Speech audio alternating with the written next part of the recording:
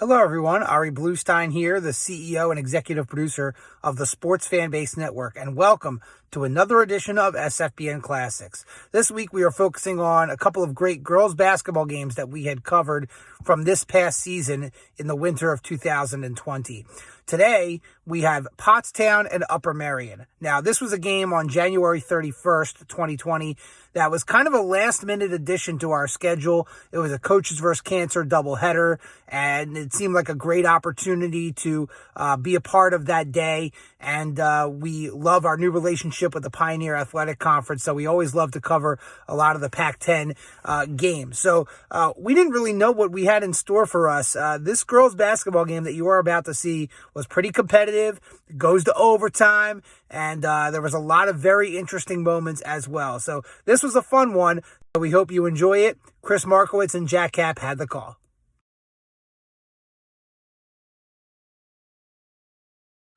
A very warm ceremony here at Lower Merion Area High School to honor all the seniors for the girls basketball team here this evening.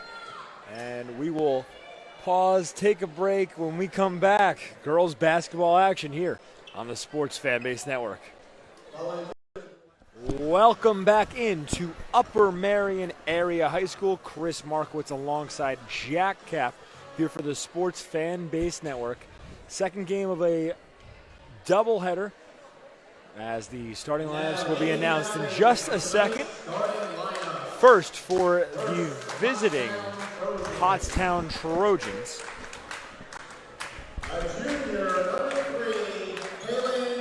starting at forward, a junior, number 3, Kaylin Jarrett. At guard, a sophomore, number 4, Trinell Watson. At guard, a freshman, number 10, Tamaya Jarrett. At guard, number 22, Calicia Day. And the senior, number 0, Kwanzaa Barksdale Hodges. Starting at forward, their head coach is Madison Morton, assisted by Brittany Stevenson and Shanae Glenn. And now the starting lineup for the home team on senior night, Upper Merion Area High School. At guard, the senior Ty Stanton, making her only appearance this season. Senior number 13, Lila Borgai. Lila, a 5'6" guard.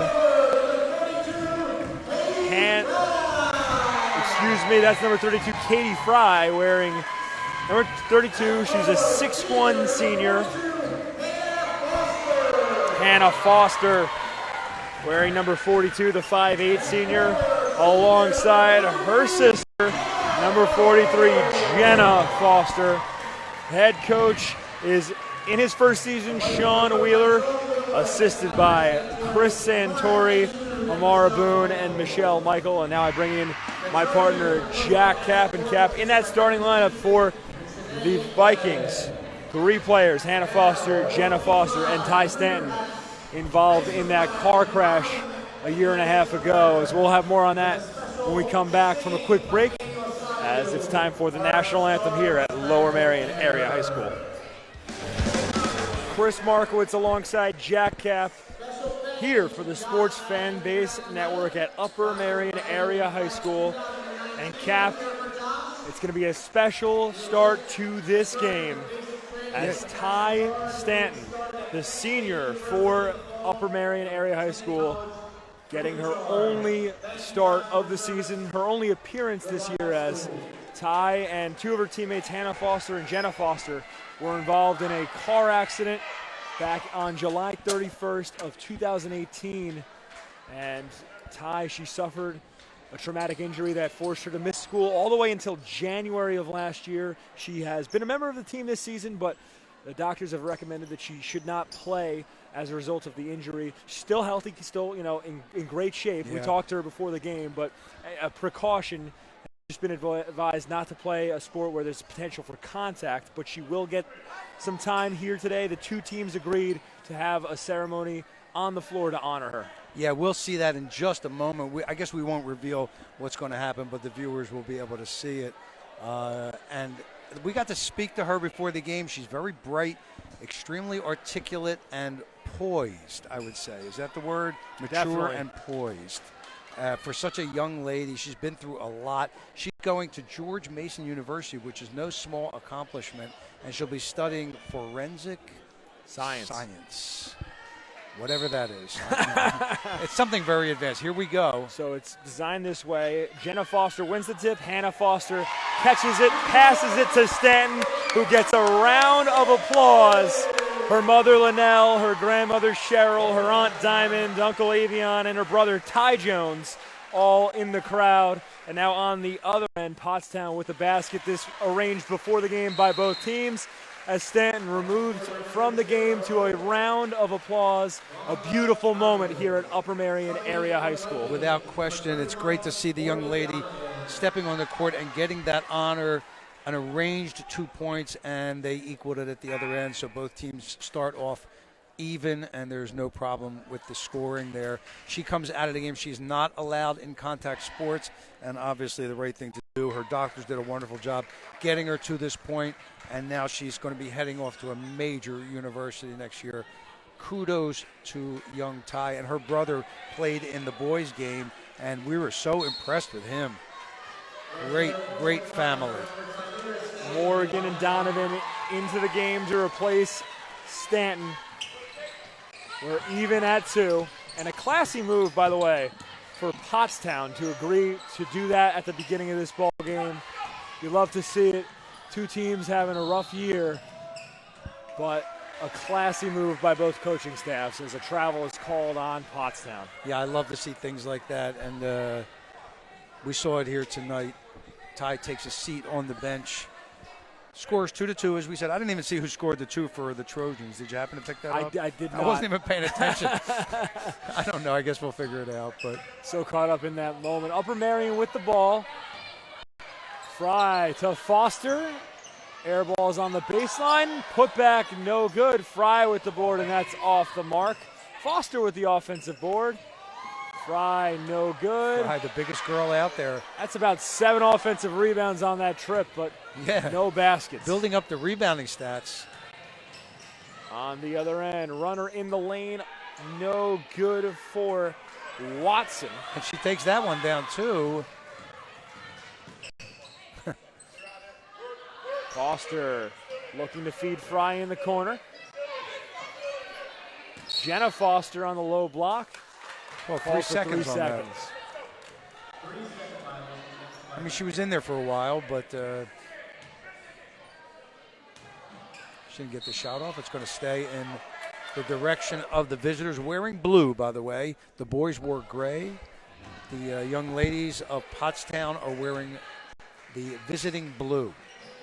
Corner 3, too strong. It was a quality look for the freshman Tamaya Jarrett. Pottstown at 2-18 coming into this game. 3-pointer for Foster. She hits it.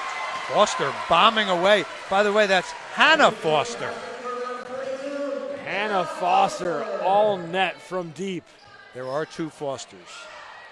3-point lead for Upper Merion as a foul is called and will send Tamaya Jarrett to the line. They get the foul on number 32, Katie Fry. Katie's first foul, obviously.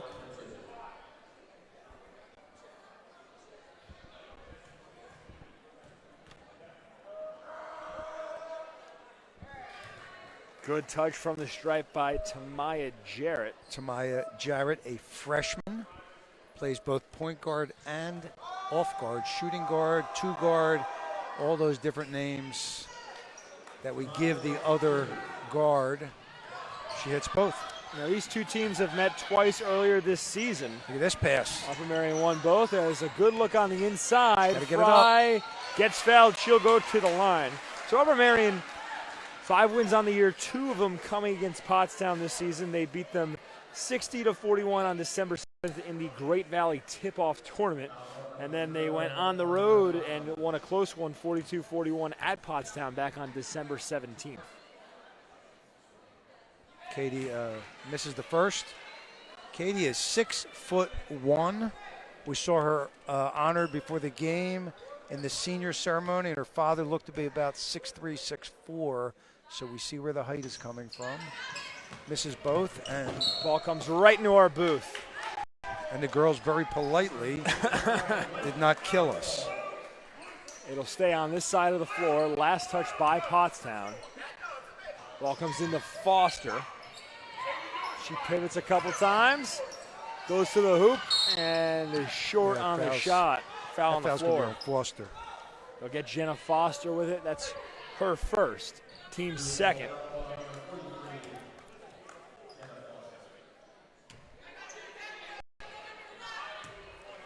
It's a 5-4 lead for Upper Merion with 5:31 remaining in the first quarter. Baseline pull-up, pure. Trinell Watson. That's a two. Trinell Watson, her first basket. And now a foul is called. We get number 22, Callista Day with it. Her first, team second.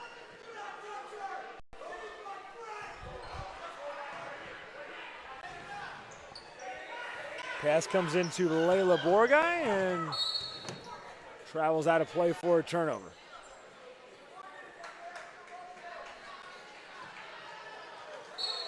Slow start to this game.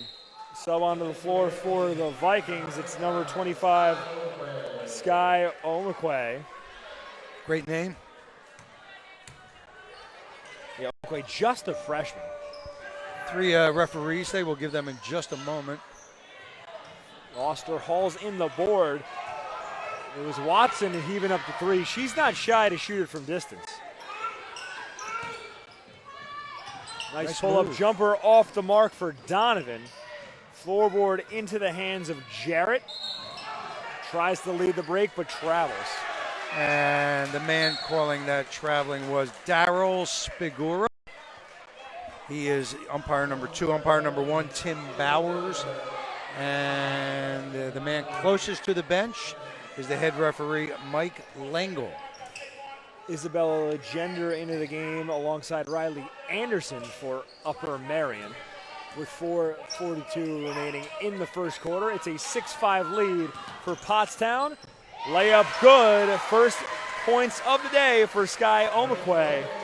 And we talked to her head coach before this game, and Sean Wheeler was excited about the talent for that freshman. Yeah, and the potential for that freshman. And when you're a coach and you get somebody like that who can play at the freshman level and you know you're going to have that pressure for 4 years, it is great to look forward to that. And that's what he has with Sky. Riley Eaton, the junior, into the game now for Upper Merion to replace Katie Fry. Three-pointer off the mark. Pottstown with the offensive board. Jump shot no good. It couldn't fall off the touch from Jarrett. Foster last to touch it before it goes into the stands. And the other freshman he mentioned was Riley Anderson, a 5'10 freshman. She's on the floor there right about midcourt with the long ponytail and the knee brace. Also a lot of potential. So big future here at Upper Merion for the girls. Yeah, this is a very young team as the runner good by Felicia Day. Well, that surprised me. Eaton up top, real nice steal. And a foul drawn by Jarrett. And I believe a foul is on Sky Omakwe. How do you say it? Give me that's Sky Omakwe. Omakwe. Okay. Now another sub onto the floor for Upper Merion. Layla Burgai enters the game to replace Foster. A 1-point lead for Pottstown as the floater on the baseline is blocked. Legender high off the glass. Izzy Legender standing 5'11", and just avoiding that offensive foul very skillfully. Both teams finding a rhythm. Back and forth we go here in the first quarter as a block by Schubel. Excuse me, that was Omakwe with a block. Now a steal. Watson gives it on the baseline. A set shot by number 2, Janice Flagg. From the days of yore, a set shot. Now this fall jumper off the mark. Jump ball. Floorboard, and a jump ball is called. Great hustle by Riley Anderson there. Dove into that jump ball. That's the freshman Riley Anderson, 5'10". Play some guard, play some forward. Hannah Foster back onto the floor for Upper Merion with 2:53 to go in the opening quarter. And Riley Anderson also a very fine student athlete here at Upper Merion. Watson bumped, no contact. Surprised a foul wasn't called there, but yeah, could have easily drawn the foul. No foul. I guess the defender was standing straight up and down, and the defender in that case was Sky Omakoi. Foster into the lane. She'll go to the line. Foster fearlessly going to the hoop, and she'll get 2 at the line. I didn't catch the foul. It looks like number 1. Yeah, they get the foul on Trinell. Yeah, that's the number Right. 4, Trinell Watson. Her first foul, team's third. Foster knocks home the first free throw. A senior captain for Upper Merion. 4 points so far for Hannah Foster. Janice Flagg into the game for the Trojans. Second free throw good. Foster very confident from the line. Okay, we're going to have a sub here. Pottstown was very slow getting into position to inbound the ball. Well, no sub actually coming in. Just some confusion there at the scorer's table. Okay, all right. Yeah, they buzzed. Yeah, no buzz, but no one was there. I don't know why they buzzed. Happens every now and then. They shouldn't do that, but yeah. 2-point lead for Upper Merion. Day through Quickness. traffic, can't get it to fall. It's going to be a foul called, and we'll see who that's on. Number 5. Foul is on Riley Anderson, her first, team's 5th. As she goes to the bench, replaced by Fry. Okay. We just had a young man run across the court. I'm not sure why. Flag up top. Jarrett. Good defense by Upper Merion. We're going to get a travel there. Yeah, Flag not happy with the call. What'd you see on that one? Oh, he definitely traveled. I at first thought they weren't going to call it, but they got her on that. It was Janice Flagg. Yep, you're right. And she definitely stepped before she dribbled. Foster has it knocked out of play. We'll stay here. Last touch by her defender, Calistia Day. And subs onto the floor. It's number 4, Trinell Watson, back into the game for Pottstown. 2:06 to go in the quarter. Pass into the paint, broken up and stolen by Jarrett. Yeah, Jared. Nice quick move to steal that. Three-pointer, pure! Ooh.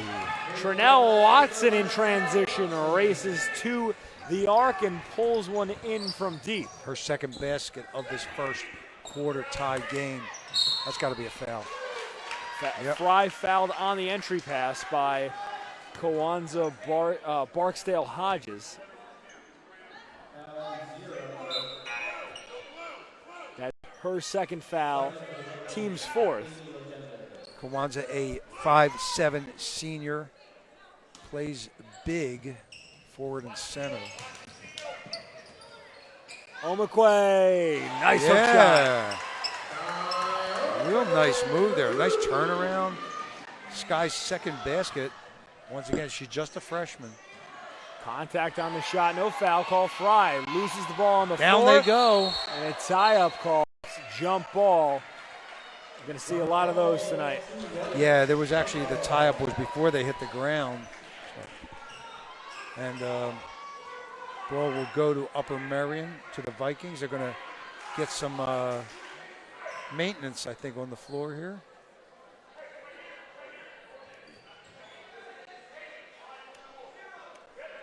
It'll be Omekwe to get it in with 1:27 remaining in the quarter.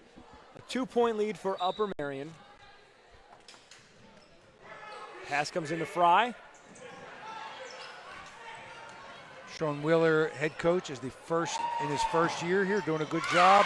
Fry off a nice feed from Riley Eaton. And just as I said it, a well-executed play by the hometown Vikings. They are well drilled. Jump ball. Ooh, no, not a jump ball. Might have been a double dribble, but Jarrett able to draw the foul. Now, here's my question, Cap. Yes. She clearly picks up the ball there, does Jarrett. Has it in the hands of two defenders. Now, there was no loss of possession. She puts the ball back down. Is that a double dribble? Well, what just happened right there, I think, should have been a jump ball. Now, the jump ball wasn't called, so now we go to the secondary explanation. Right. Which is, say it again now. Well, so she picked up the ball. She dribbled. She picked dribbled. up the ball. Two defenders had their hands around her momentarily. They didn't knock the ball loose. And they didn't knock the ball loose, and she takes another dribble. I would think that's a double. It is. If the jump ball is not called, it's got to be a discontinued dribble. Well, perhaps it wasn't knocked loose. That's what I'm saying. Loose, yeah.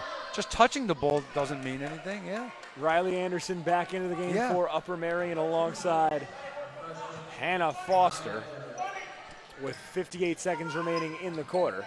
Yeah, I thought it should have been a jump ball. Isabella Legender, short. Great name. Now another tie-up. Now there's going to be a jump ball. This time possession to Pottstown.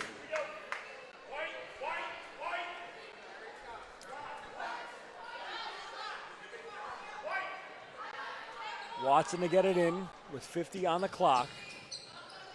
A little bit of a give and go. Nice press break. Pass to the baseline. Unable to be handled by Jarrett. It's a turnover. A little bit too much velocity. We used to call it mustard back in the day, but I still call it mustard. Do you really call it? Yeah, I didn't realize that word is still used. I don't eat it, but I use it. No, I love mustard. Can't live without it. But but that's what we used to call it in the old days. I guess it's still around, and just too fast, too much to handle there. 30 on the clock. Upper Merion can hold for the final shot, but instead the three-pointer launched by Riley Anderson. Oh, Riley Anderson showing us why she is a heralded freshman. That was a long three-pointer, Chris. That was from men's college range. 23-footer. A block on the baseline by Omekwe. Another block. Boy, rebound to Pottstown. No lack of effort for these girls. 4 on the clock. Runner off the mark. Putback no good, but a foul with 0.9 remaining in the first quarter.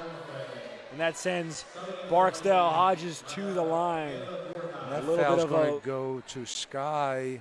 It's a little bit of a bailout foul there. Her second, I think 0.9 seconds left in the first quarter. She gets her second foul.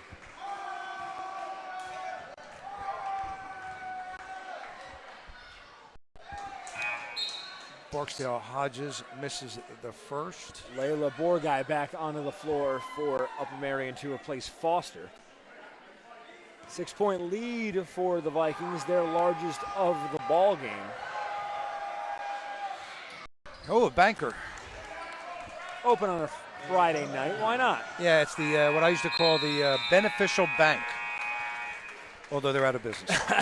They just went out of business. They're out of business, but we are not here. We're still here. At Upper Merion High School. Yep. High school basketball here on the Sports Fan Base Network, presented by the PA Army National Guard. We'll take a quick break. Second quarter coming up next. So this was a doubleheader at Upper Merion. The boys played first and the girls played second. Now, normally it's the other way around, but there was a special ceremony, as you got to witness there in the beginning of the game. 3 of the girls that were very good players for Upper Merion were in a very serious car accident. 2 of them came out okay, and the third one had some injuries that were long-lasting, was not able to play. She was restricted from playing. So a ceremony was held, as you witnessed, and it was a very nice thing to do to give Ty Stanton an opportunity to score 2 points in her senior year. It was a staged event, and both teams were in on it. Pottstown then was able to go down and score 2 points on their end without any defense played, so the score ended 2-2, and she was removed from the game at that point to a standing ovation. Very nice ceremony. We really enjoyed meeting her. She was mature and bright and articulate, and as we mentioned on the air, she's headed for major university, George Mason, down in the south there, and will major in forensic science. And as I said on the air, I don't know exactly what that is, but I'm sure a lot of our listeners do. The first quarter was 18-13 with Upper Merion in the lead. Upper Merion has beaten Pottstown twice this season, so they take the lead in the first quarter, but this is going to end up being quite a game, much more than we had expected when we first got there. Katie Fry was all over the boards early. Sky Amokwe came into the game, a very good freshman, and Riley Anderson, another heralded freshman, hit a 23-foot bucket there towards the end. So exciting first quarter. We'll see you at halftime. Hi, everybody. This is former Philadelphia Flyer Bill Clement. I sure hope you're all well. So the coronavirus pandemic has really changed how we do things. And for Flyers fans, how frustrating to have the season end the way it did, as well as the team was playing at the end. But the other day I started to think, imagine the frustration of small business owners who account for 99.7% of America's businesses, the backbone of our economy. Well, my good friends at PSS Benefits have dedicated their business to providing solutions for small and medium-sized companies. Partnered with Payroll Service Solutions, they offer seamless pay-as-you-go workers' compensation. They offer retirement plans and HR services. They also provide health insurance, business insurances, and personal insurances. They have programs available to assist in deferring or reducing insurance premiums during this difficult time, and they are fully staffed to personally assist their clients. This is a period of uncertainty, and PSS Benefits is helping clients understand their options with the CARES Act, and also making sure their clients are comfortable with their portfolios as well as their risk tolerance. Throughout the remainder of this pandemic and continuing forward, PSS Benefits and their partner Payroll Service Solutions are there for all of your business needs. So call my friends at PSS Benefits. They're there to help. It's a 5-point lead for Upper Merion Area High School as we enter the second quarter of action. Chris Markowitz alongside Jack Cap here for the Sports Fan Base Network, tonight's doubleheader presented by the PA Army National Guard. Got a great crew for you here today, myself alongside Cap and our producer Sean Kelly, our cameraman Sam Long. Sean Kelly and Sam Long have not made a mistake all season. That's all I have to say. Not that I would have known, you know. Well, they're great, these two guys. Up and under on the baseline, no good. The putback off the mark for Legender. Good pass. Ooh, Watson with a good feed ahead, but Jarrett had her shot blocked. These girls are working hard for the money. Legender through two defenders. Legender through a defender. No, I like that. Close, yeah. Yeah. And then Omokwe had her shot blocked. A spin move on the other end. Oh, whoa, great drive. We're going to go the other way on that one. Yeah, Jarrett out of control. I agree with that call 100%. She had the spin move to set it up, but was unable to stay in control. Bumped into the defender. Two subs onto the floor for Upper Merion as Morgan Donovan checks in alongside Hannah Foster. And again, we mentioned in the first game, and it's something I've always talked about, there's a lot of things that happen in a basketball game that don't go into the stat sheets, Chris, and there's one of them right there, taking a charge. It's just, you don't get a stat for it. Coaches know it, though. It really should be a stat. I agree 100% there should be a stat for it.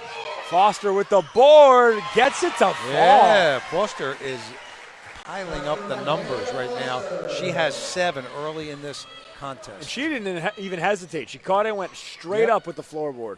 Yeah, very confident.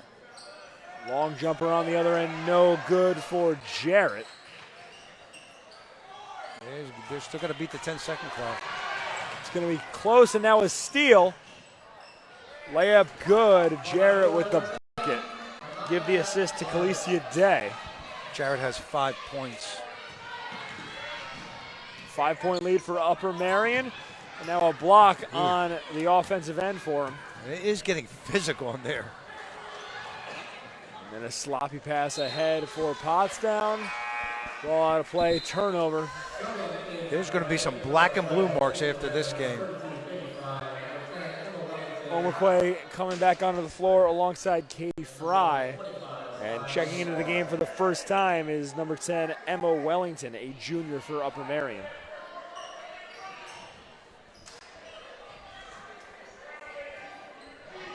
So a big difference in terms of the amount of players who've touched the court for Upper Merion in comparison to Pottstown, as the pass for Fry over her head. Yeah, I don't think Riley saw her teammate Legender on the weak side. She had her wide open. A bounce pass would have had a layup. Pottstown with the ball, down 5. Watson had her shot blocked, but will stay here. We talked about it in the boys' game. The bounce pass, not a lost art, but an art that is not used the way it was in the old days. Pass comes in Jarrett. Day too strong on the jump.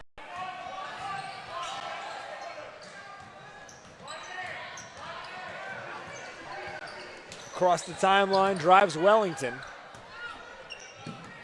Anderson feeds Fry. The hook shot around the rim and out.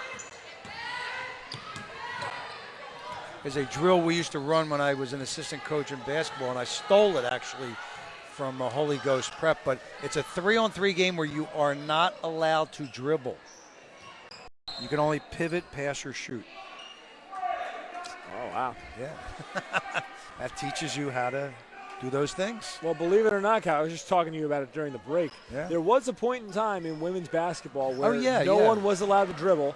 And I know you thought there were 6. There were 9 players on the floor. You see, I remember. I'm a couple years older than you, I guess, right? I mean, a couple. I would think a couple. Right. Well, in my day, in high school, the girls played 6-on-6. As the shot off the mark. Yeah, the rules for women's basketball, girls basketball have changed a lot. Yeah. Not in recent years, but people don't realize in the 50s and 60s, completely different ball game as Anderson traveled. Absolutely. There was 2 forecourt. When I was in high school, 2 girls in the front court, 2 girls in the back court, and 2 floaters, 2 mid-quarters. Right. The front quarters could not go in the back court could not go in the front court, and the mid-quarters were allowed on either side. There was no picks and there was no boxing out. Some of these guys, I'm looking across the stands here, some of these old guys might remember that. Well, and it's interesting because that's where the terminology forward, center, and guard comes from. Yeah, as isn't that interesting? Runner off the glass by Jarrett. Yeah. But the forwards were players who played on the offensive end who were forward on the court trying to score. Centers were trying to get the jump balls in the middle of the court, that's right, win the tip. And guards were back to defend or guard the basket. So that's where the terminology forward, guard, and center comes from. I didn't know that. That's a good tidbit, Chris. I didn't know that. But it seems like such a simple game when you describe it that way. You know what I mean? It was so different back then. They thought girls couldn't absorb contact. And boy, were they wrong, as we are evidencing in this game. Yeah, the progression of women's basketball has been so fun to watch as you got a foul call here for a hand check.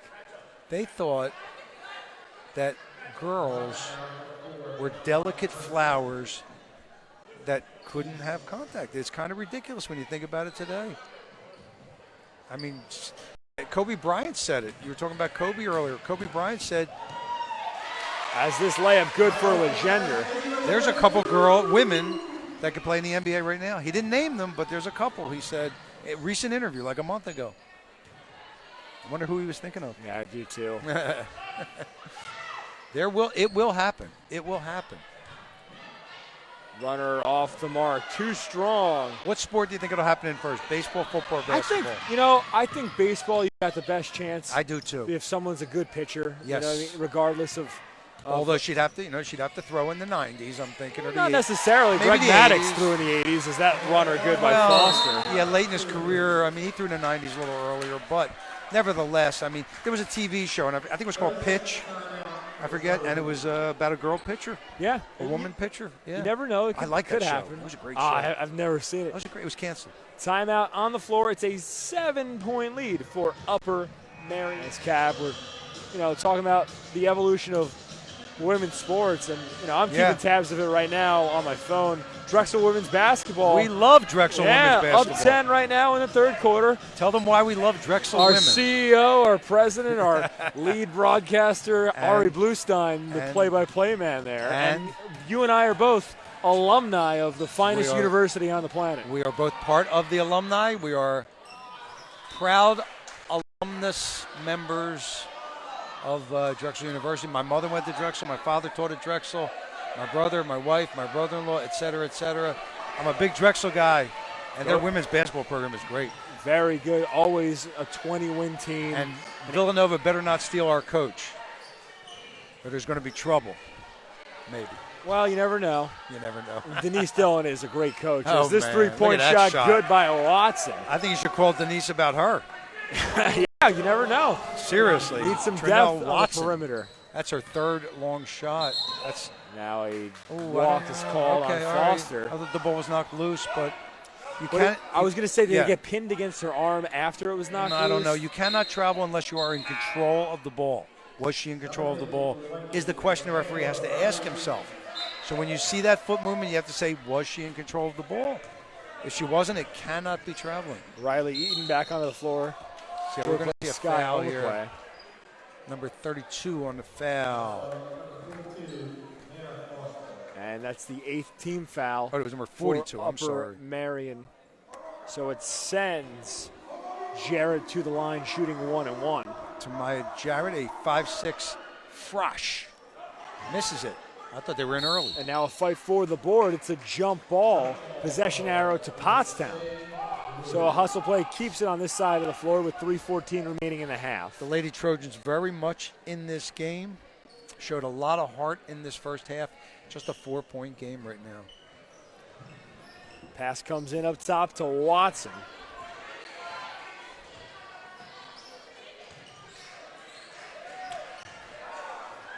Jarrett, no good from distance.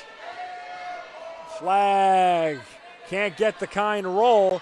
Put back good. Calistia Day cuts the lead down to 2. Nice play there by Calista.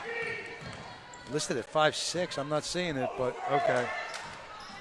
Donovan kicks. Baseline pull-up. That's a pure. nice shot. Isabella Legender. Boy, that was a beautiful shot. Legenda, the junior, 5'11". Nice size. Lead back up to 4, but the floater on the other end for Jarrett. You know, this is turning into a pretty good game. I'm enjoying this, Chris. Foster sets up the half court. Look at this pass. Oh, a little bit behind her target. We were talking about execution technique on passing. That pass has to be ahead of the player and crisp, and it has to be received at the waist. That's the proper pass there. Obviously, it wasn't. It didn't have much gusto on it, but I mean, passing drills are very important. Very important. McQuay back onto the floor alongside Anderson for Upper Merion. Something happened. And now there's a timeout on the floor with 2:12 remaining in the second quarter. A 2-point lead for Upper Merion Area High School. Chris Markowitz alongside Jack Cap here for the Sports Fanbase Network. We'll take a quick audio break. You're watching high school basketball on the Sports Fanbase Network, presented by PA Army National Guard. Welcome back into Upper Merion Area High School. Chris Markowitz alongside Jack Cap. 2:12 remaining in the second quarter. A 2-point lead for the Vikings over Pottstown. Pottstown heating up the last couple of possessions down the floor. Tamaya Jarrett has her jump shot working for her. Oh, yeah. Watson to the low block. A foul is called, and that will send Kaylin Jarrett to the line. I think that foul's on Emily Wellington. Did I get that right? Yes. Yeah, they get Wellington with it. You want to hear the most obscure rule in basketball history? Go for it. Okay, in the old days, like 30s and 40s in college basketball, She misses Is the it first. still a rule? No, not even close. No, way back. Almost 100 years ago, a coach could call a timeout, but he wasn't allowed to participate in the timeout. He had to stand off to the side. Really? Yes. Is that crazy? It's unimaginable. It's unimaginable. Riley Eaton back onto the floor for Upper Merion. Second free throw good. Lead down to 1 for the Vikings. Their Out of bounds. smallest lead of the quarter. And a turnover. Pottstown with a chance to take the lead. Yeah, the coach had to stand off to the side and pretend he wasn't interested. The players ran the timeout, in other words. Wow. Crazy?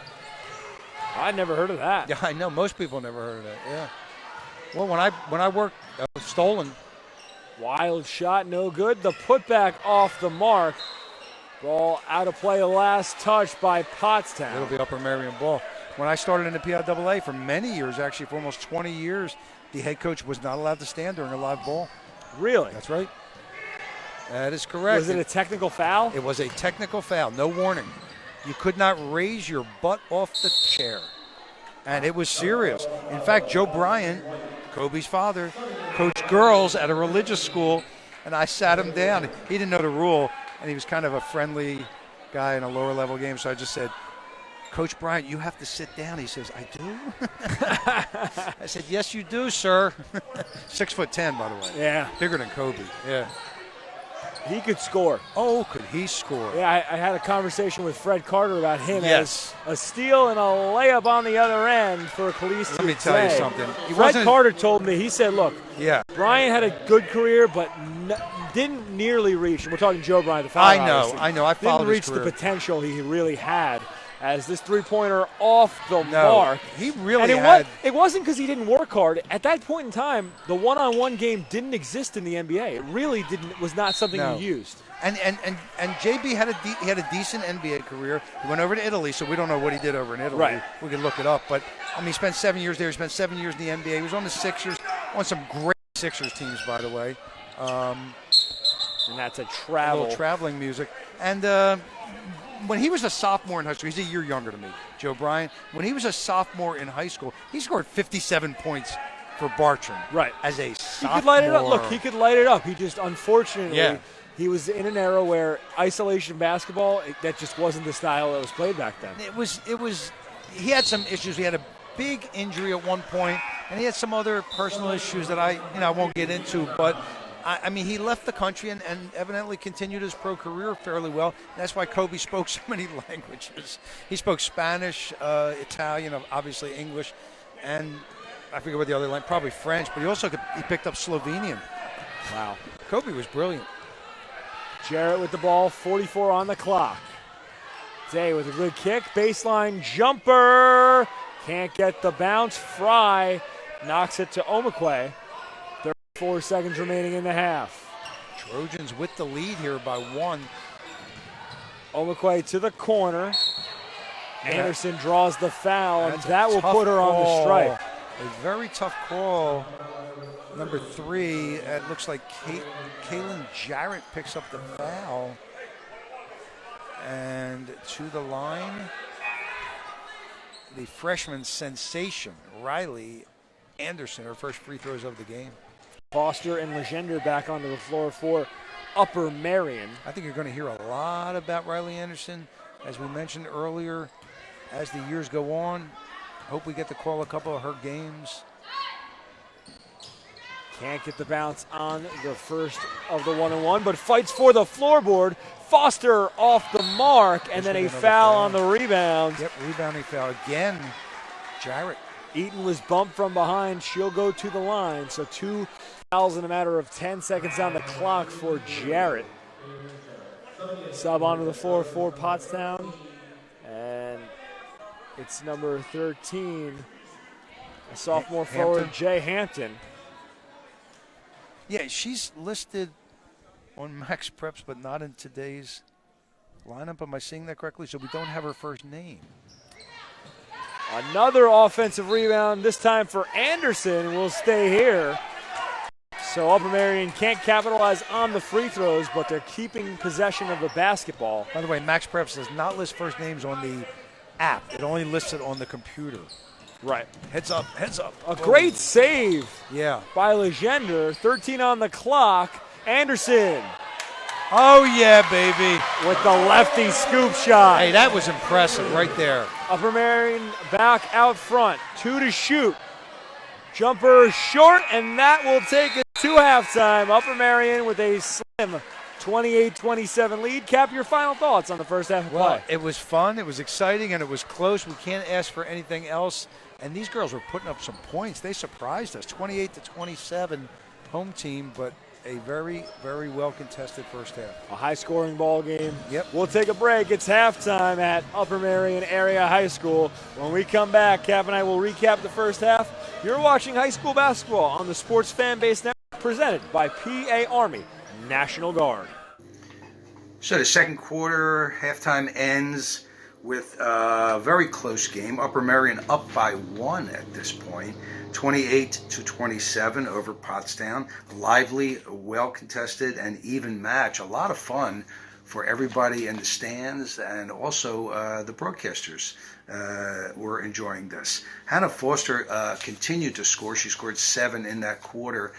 Very good ball handler and great fundamentals. Hannah Foster, number 42. Not to be confused with her sister, who is also in the game, Jenna Foster. Full court press by Pottstown, a 1-2-2. Put some pressure on the Vikings.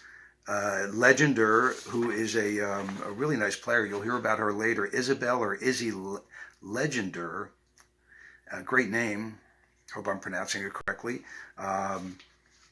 Nice long shot and showed some skills there. Also, Riley Anderson, the freshman we mentioned a little bit earlier, with an impressive left-handed scoop shot.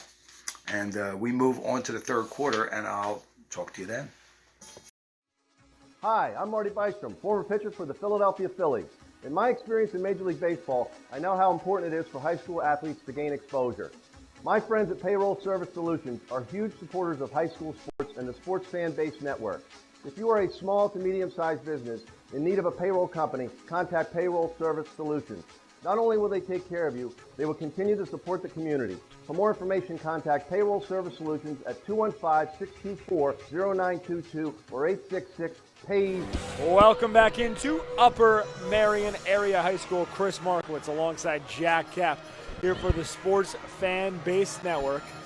Upper Merion with a 28-27 lead over Pottstown. Pottstown with the ball to start the third quarter.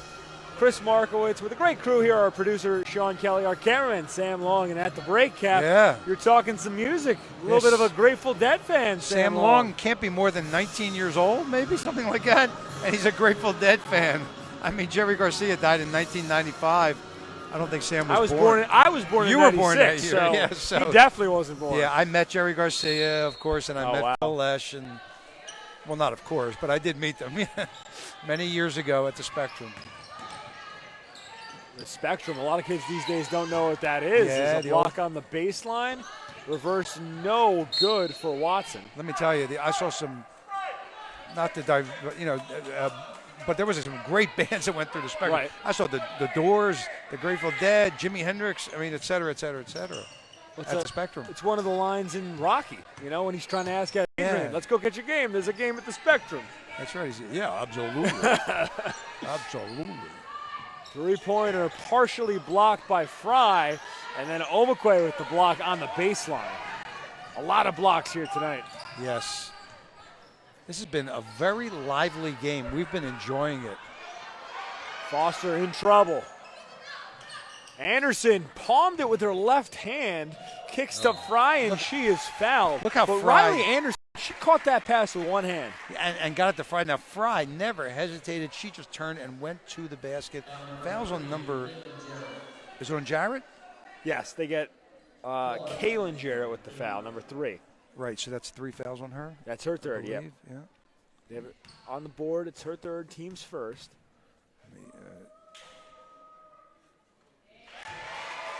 Okay.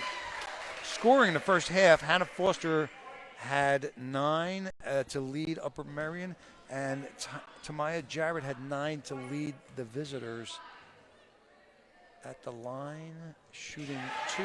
Fry makes both free throws. Lead back up to 3 for Upper Merion. Katie Fry looking good. Boy, she is a tall girl. 6'1". Yeah, every bit of it. Day with a nice pass ahead. Jarrett keeps it in on the baseline. Nice and now save. A foul called. Watson got bumped by Foster. Foster's second foul, first of this half. That was a great save in the corner on the baseline there.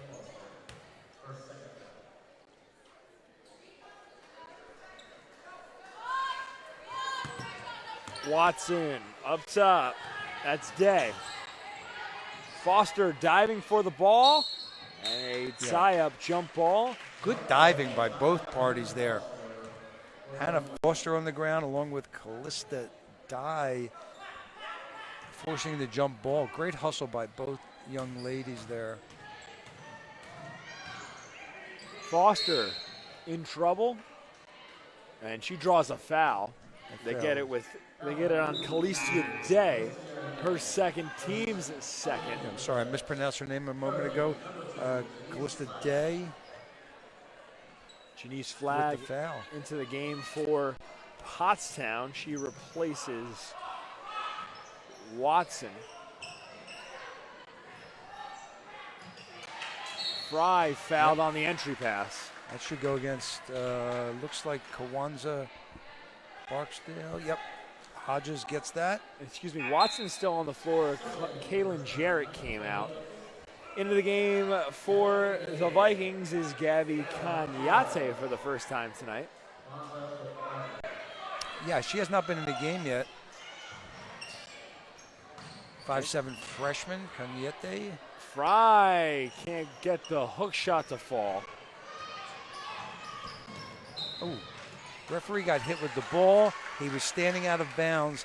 When that happens, it is out of bounds because that's where he was. So it's a turnover, possession to Upper Merion with 6:33 remaining in the third. That does happen sometimes. Referee cannot get out of the way. Vikings with a 3-point lead, and if you missed the opening to this game, as Fry no good on the layup, Omakwe off the mark with the putback. If you missed the opening to this game, it was an awesome ceremony. It really was. Ty Stanton was honored.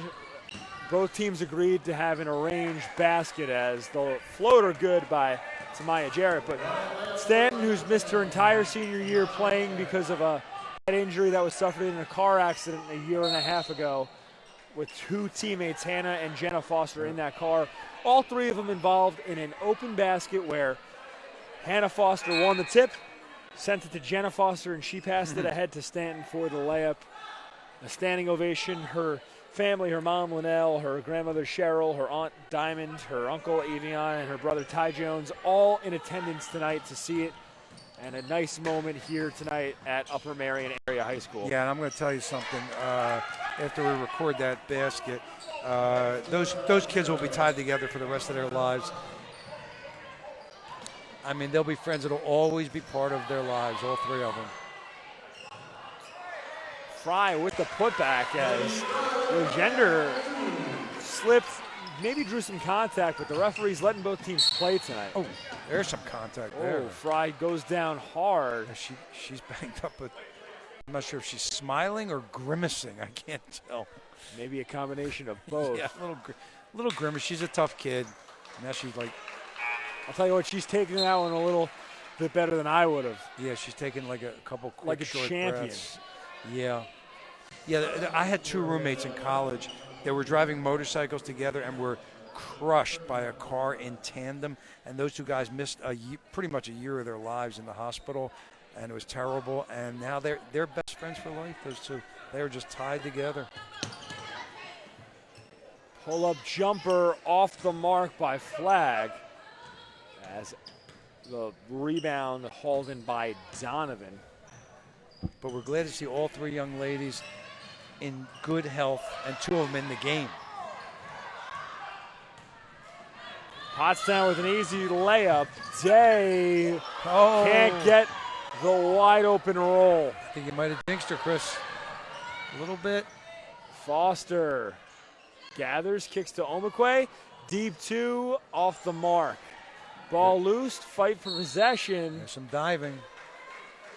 Bodies are everywhere down there. Arrow in favor of Upper Merion, in Pottstown. Oh, no, it is Upper Merion. I had it right the first time. Pottstown, not to be. No, I'm wrong. I'm wrong. I was going to say Pottstown, not to be confused with Pottsgrove or Pottsville. They're all little towns in Pennsylvania. Runner doesn't get the bounce for Watson. Yeah, there's going to be another foul there, and I think it's going against Barksdale Hodges, and unfortunately, I believe that's her fourth. Sub onto the floor for Pottstown. It's number 13, Jay Hampton. Now, up on the board, they have Kawanza for 3 fouls. I have her for 4. Foster to Foster, and that travels out of play. Little discrepancy in the number of fouls there, but either way, I believe she took a seat on the bench.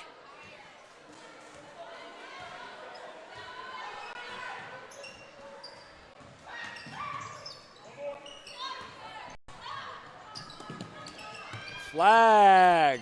Knocks it in from deep. Yeah, Janice Flag. That's her first bucket of the game.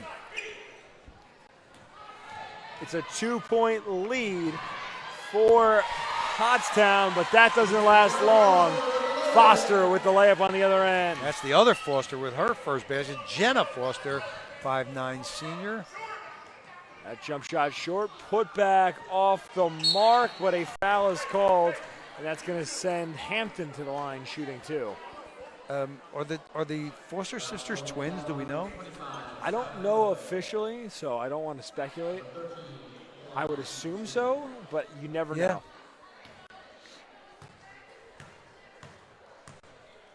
Oh, we have a booklet here. Let's see if we can find out. First free throw, no good. 2 subs onto the floor. Now 3 for Upper Merion. It's Omekwe, Fry, and Anderson into the ball game. Hannah Foster's a team captain. Jenna Foster, both listed at the same height. Jenna Foster's favorite movie is It. Isn't that a scary movie?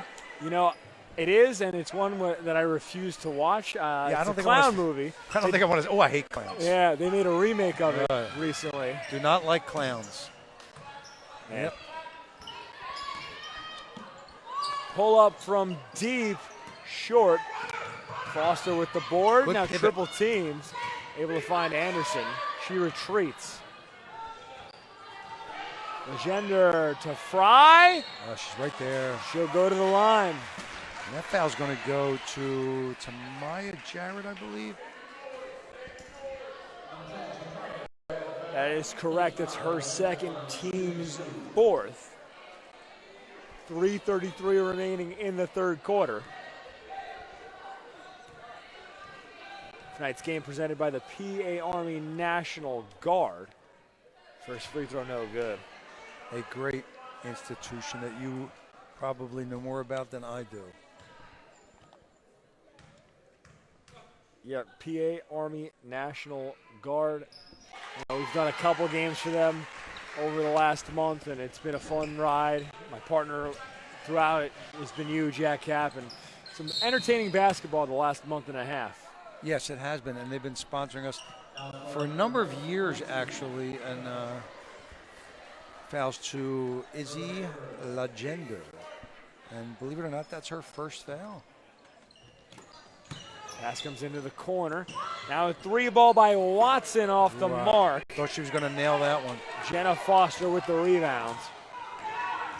Hannah Foster across the timeline. Ball out of play off the right hip of Khalesia Day. Well, I'm reading about the Foster sisters, and it doesn't say they're twins. Jen has been playing for 8 years. Hannah's been playing for 6 years. Layla Burguy into the game. Yeah, so, you can never assume. No. Anderson kicks. That's Burguy. I do love twins, though.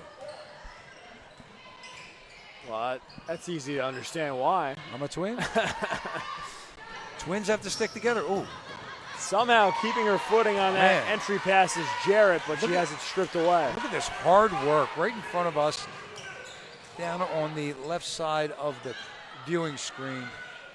Anderson, too short on the layup. Yeah, she wants that one back. Day, up top. Watson, contact. fouled. Doesn't get it to fall, but she'll go to the line. Fouls on number 12, Isabella Legender. Legender's second foul. Is he saying no shot on that? He said no shot on that. No shot. That's close. Onto the floor for the Vikings is Riley Eaton and Sky Omakwe.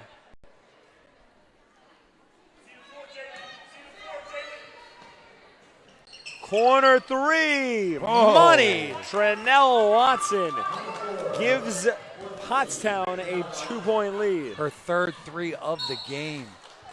And she has been very, very sharp and impressive on those threes. Very self-assured, Chris, on those shots. And a turnover. Here we Another go. corner three. This one an air ball by Janice Flagg.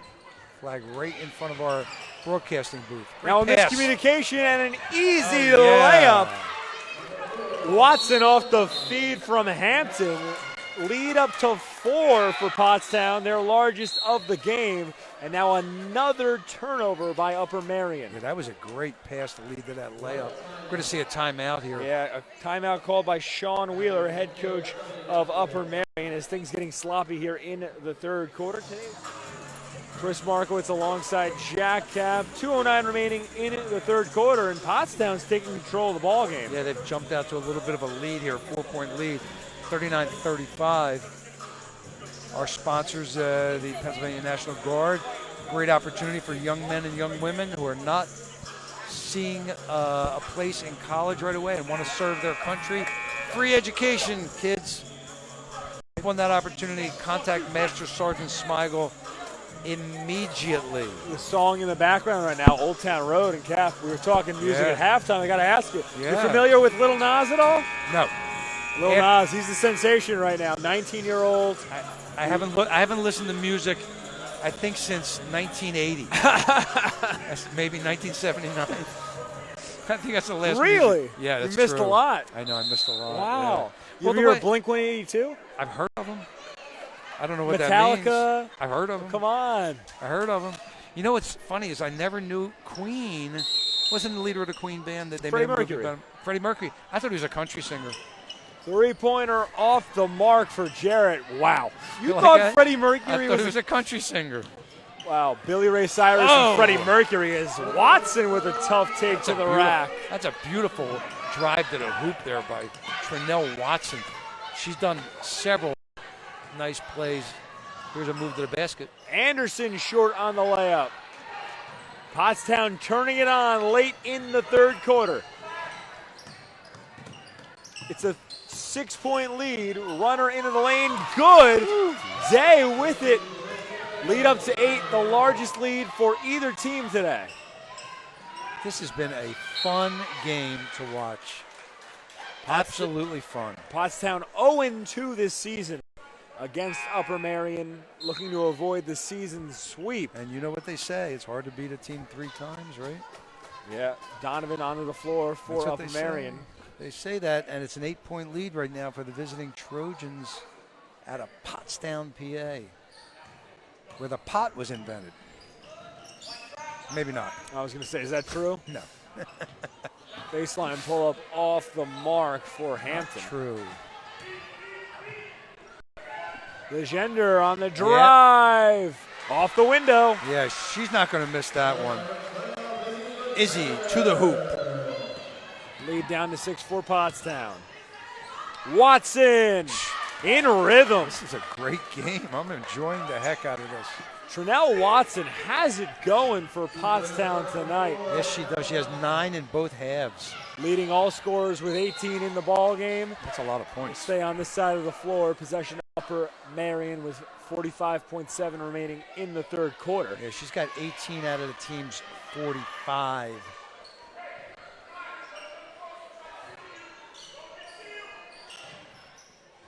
Fry loses it between her legs. Will stay here. Referee says it was last touched by Tamaya Jarrett. And the bench for Pottstown not happy with the call. No. 18 out of 45, that's 40% of her team's points, and that is really, really good. Jarrett chipping in with 11. Tamaya Jarrett, that is for Pottstown. She had 9 in the first half. Anderson takes the inbounds. Guarded tightly by Flagg. Kicks to Fry. Lane was open, but she tried the three around the rim and out, and now a foul is called. Actually, I just recalculated. We gave an extra point to Watson. She actually only has 17, not 18. And Fry's going to go to the bench. Fry putting out a great effort for the Vikings in tonight's battle. Replaced by Morgan Donovan. Three-pointer, heat check. Trinell Watson has the last 7 points for Pottstown. Trinell in a zone. Now a steal. She'll try another shot. Goodness. 9 in a row for Watson. Who is this girl? What a game she's having. 22 points to lead all scorers. Hampton double dribbled. Accurate call right in front of our booth. Stole the ball and then dribbled with 2 hands. And once you do that, it is an illegal dribble. 4.3 remaining in the quarter. A 13-point lead for Pottstown. It's been the Trinell Watson show. She's going to have to shoot that right away. Anderson at the buzzer. Long.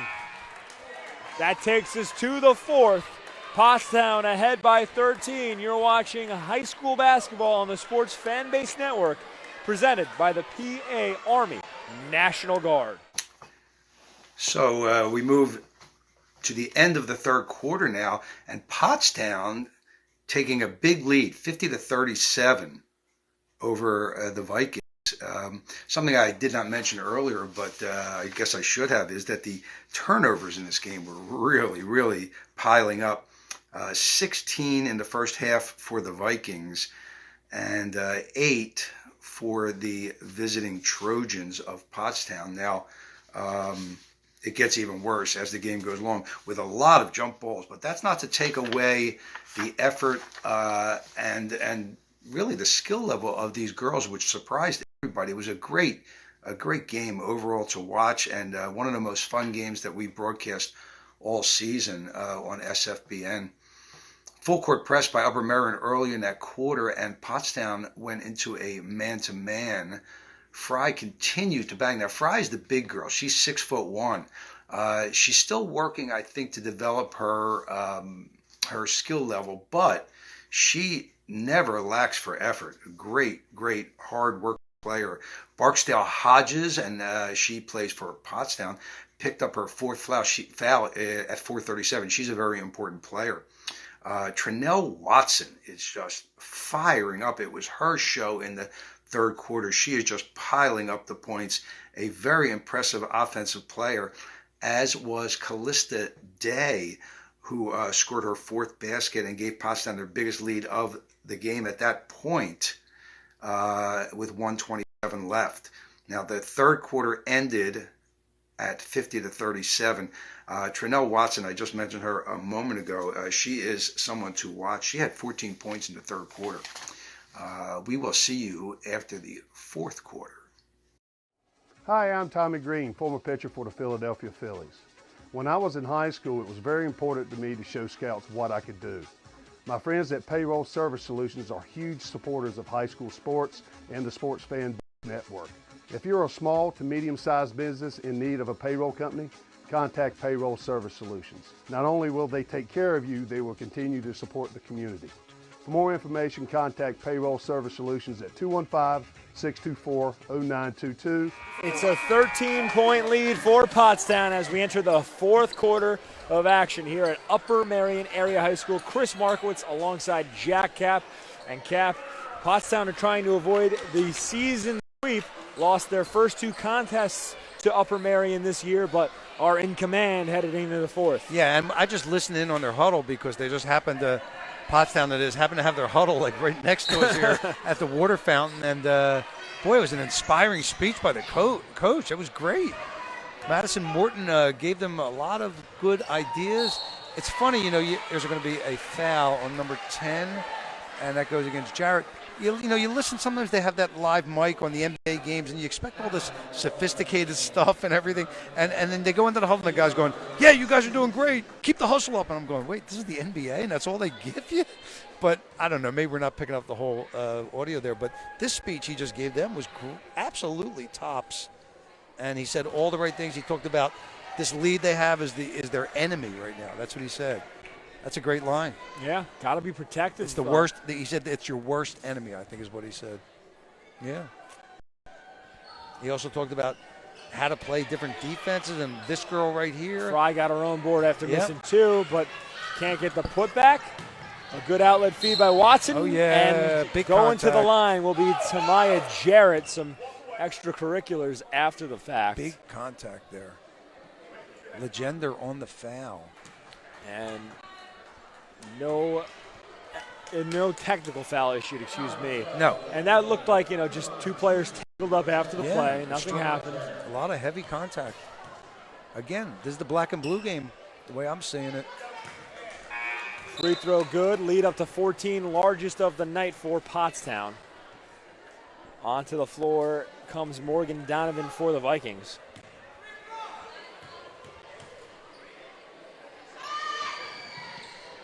Second free throw, no good. Donovan hauls in the board. Pottstown still applying pressure. Foster has it stolen. Watson travels. She dragged it. She made the right move. The head fake was the right thing to do there. She just dragged her pivot foot a little bit. Ball comes into Foster. Across the timeline. Spins against her defender. Now looks to pass. Feeds Fry in the post. Ball loose. Taken away by Pottstown. Day with the pass to Hampton, and it falls. Well, this is definitely Pottstown's night. They have opened up a big lead here. It's going to be difficult to overcome that for the Vikings. Now a blocking foul. Foster draws the contact against Calicia Day. It's her 3rd, I believe. Team's 6th. As Isabella Legender back onto the floor to replace Morgan Donovan. Could be the team's 7th, I think. I believe it is. Oh, yeah, so they had it at 6. That is the 7th. Yeah, so both teams in the 1-and-1 at this point. The single bonus in effect. Of course, the double bonus comes into play on the 10th foul of each half.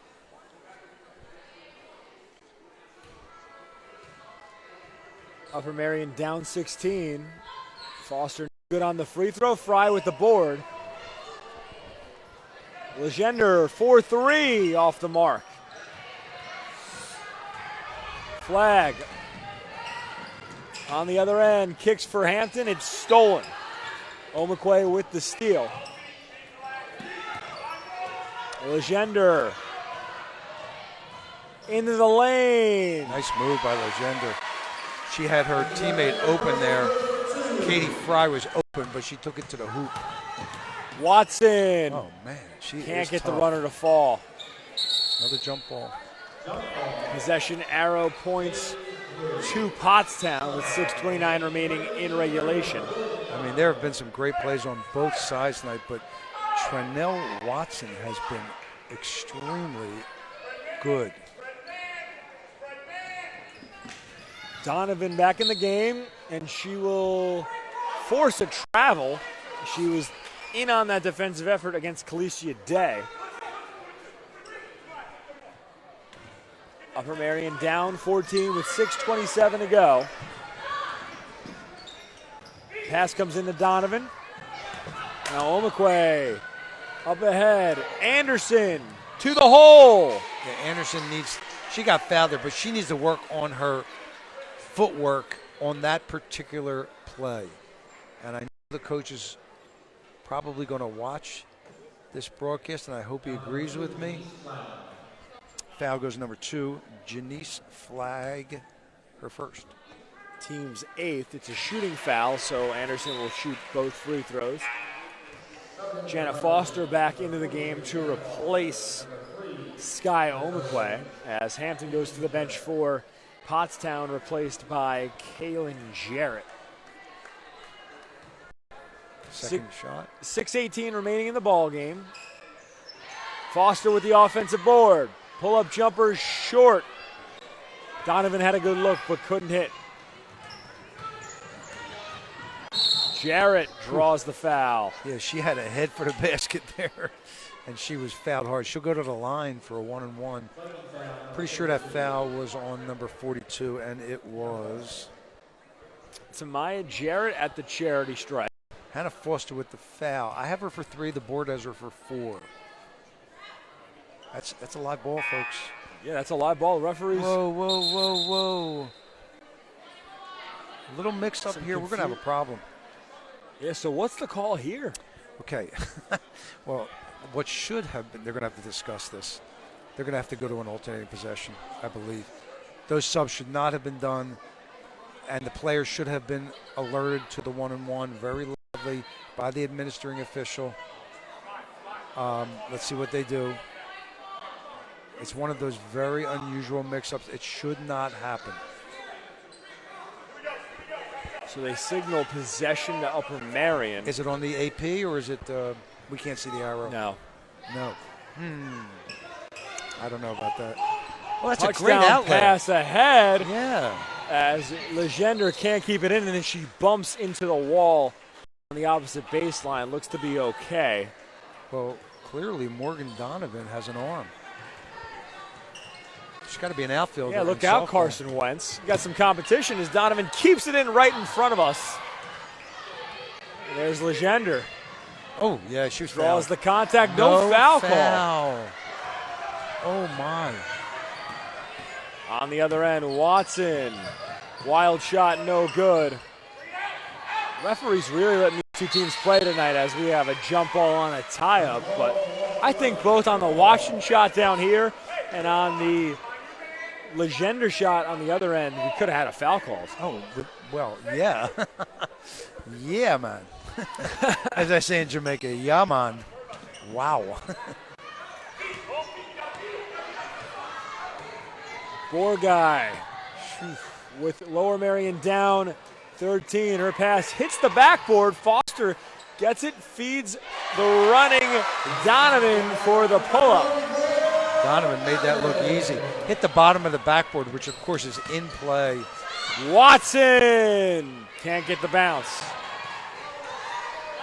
Watson, of course, we've talked about her, has been very hot. I thought she was going to hit that one, too.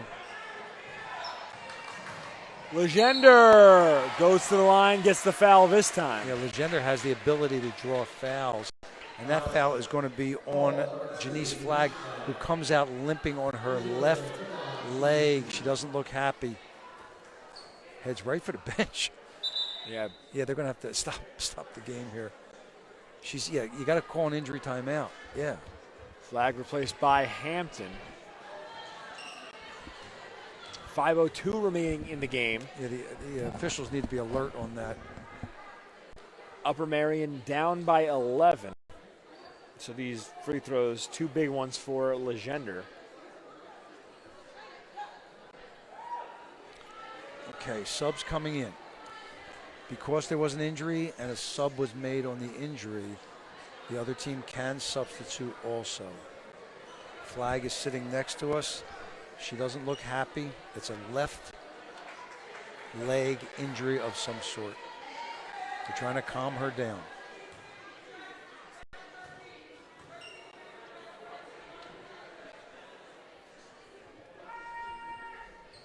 First free throw off the mark for Legender with 5:02 remaining. And Upper Merion not out of it, but with just over 5 minutes to go, down 11.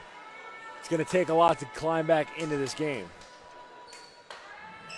Legender hits 1 out of 2. Those are her first free throws.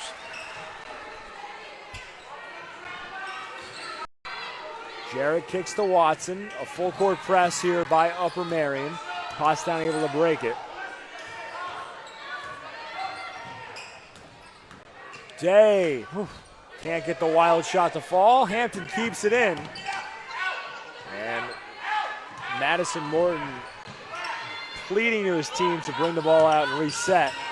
As Watson barrels into a defender for a charge. A great take. And what a player down. Sky Omakwe, took that. she's hurt. Omakwe took that, and she got banged up.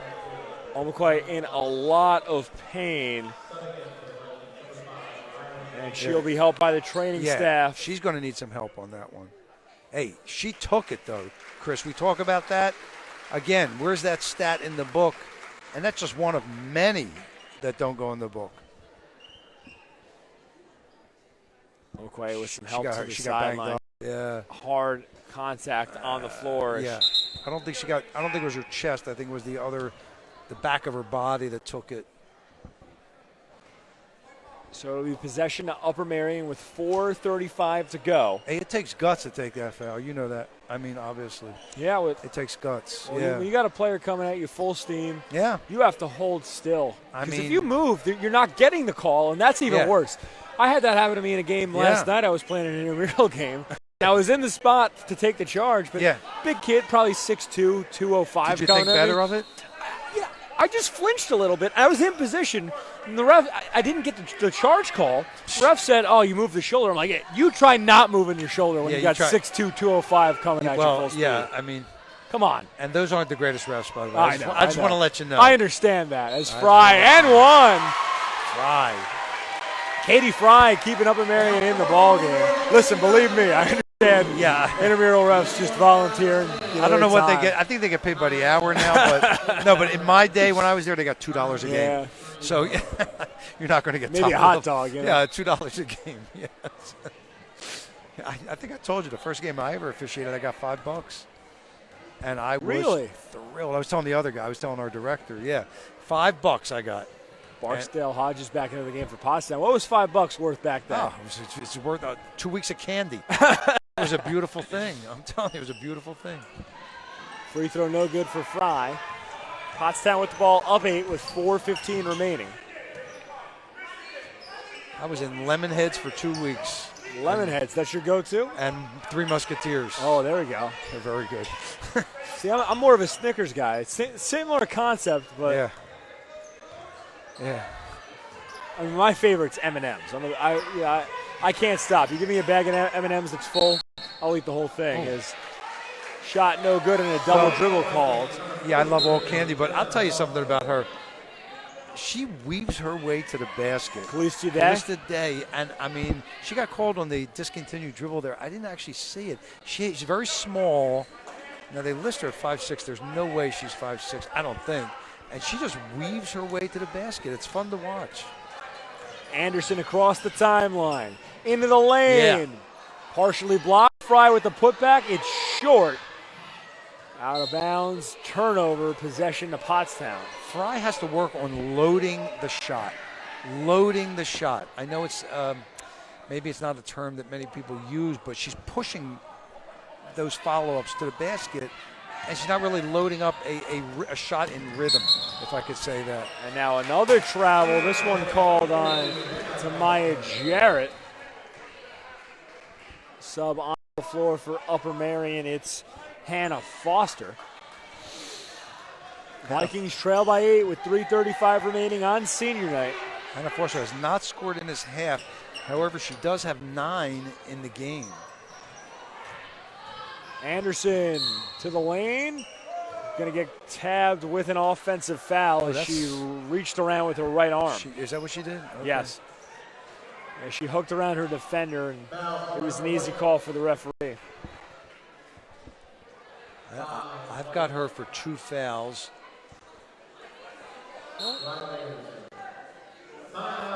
Now a timeout Full on the timeout. floor.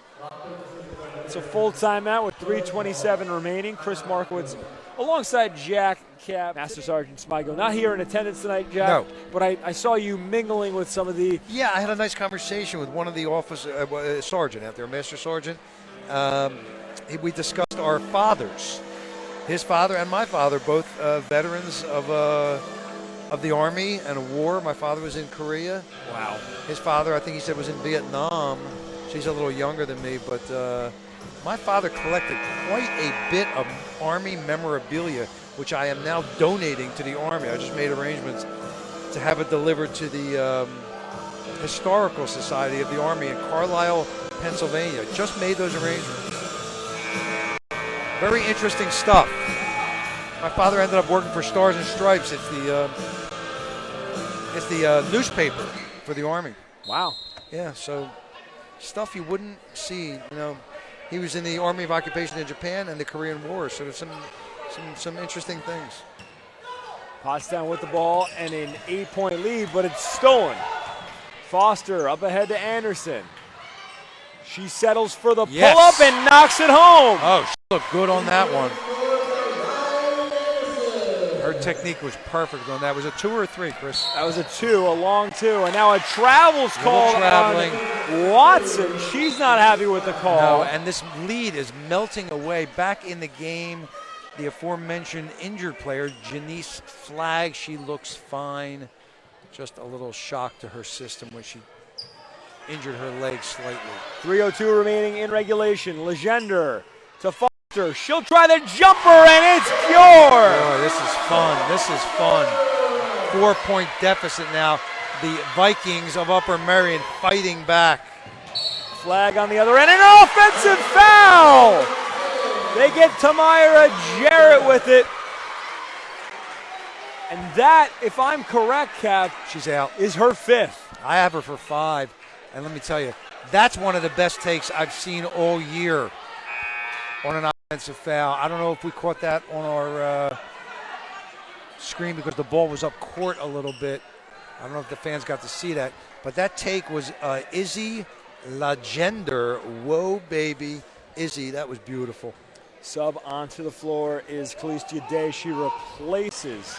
And now Izzy to the hoop. Jarrett. Izzy can't get the basket, gets her own miss, and puts it in. It's a 2-point game. Oh, Izzy, it's your night.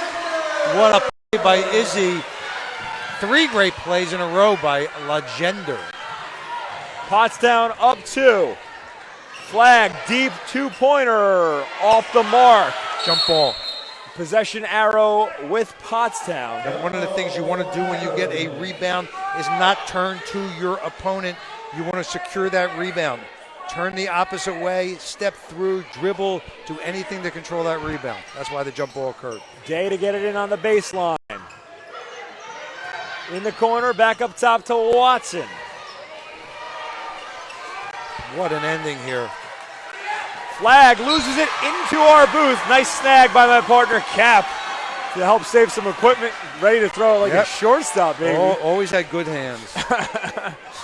Big turnover as Upper Merion down 2 now with a chance to tie. They trail by as many as 11. Oh, yeah. Here in the 13. 13. It was 13. We went to that timeout at the water fountain. Yeah. Ooh. Pass into Foster. She can't handle it. Man. Ball loose. She's kicking it with her foot. It's a tie-up. It should be a kick ball. No, it's a jump ball. But you cannot move the ball with your foot or any part of your leg. It's considered a kick because you're gaining that advantage. You cannot do that. Well, they rule it a jump ball. It's possession in favor of Upper Merion with 2:08 remaining. The Vikings down 2. I know the ball. I'm sorry to interrupt there. No, it's all good. I know it's subtle when she moved the ball with her leg, but if she moves it away from an opponent, it's kicking. It's considered use of the leg, illegal use of the leg. Omaquai back into the game to replace Foster. Jenna Foster. Hannah Foster still in there. Legender on the drive. Floater no good. She's hurt. Now Legender in a lot of pain. Normally a referee will not stop a fast break by a team when a player from the other team is injured unless it's a head injury or an injury that is considered serious.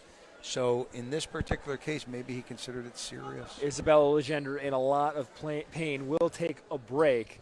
You're watching high school basketball here on the Sports Fan Base Network, presented by the PA Army National Guard. Isabella Legender helped to the bench for Upper Merion, so you hope everything's okay, but it looked to be a serious injury. She was grabbing her ankle, and we don't know what it was, but Izzy was having a great game. 6 in the first, 7 in the second. And now a turnover on the inbounds. Upper Merion gets the ball back with 2:01 remaining, down 2. It's going to be a barn burner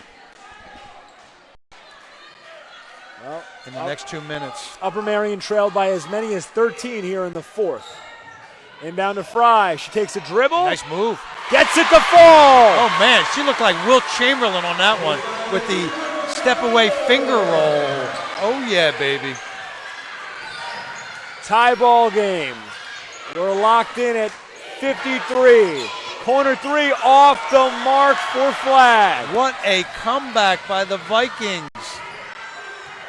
A minute 35 in regulation and a timeout taken by Vikings head coach Sean Wheeler, trying to draw up a play to give the Vikings a late lead. Chris Markowitz alongside Jack Cap here for the Sports Fan Base Network. And Cap, if you're in the huddle right now for the Vikings, what are you drawing up?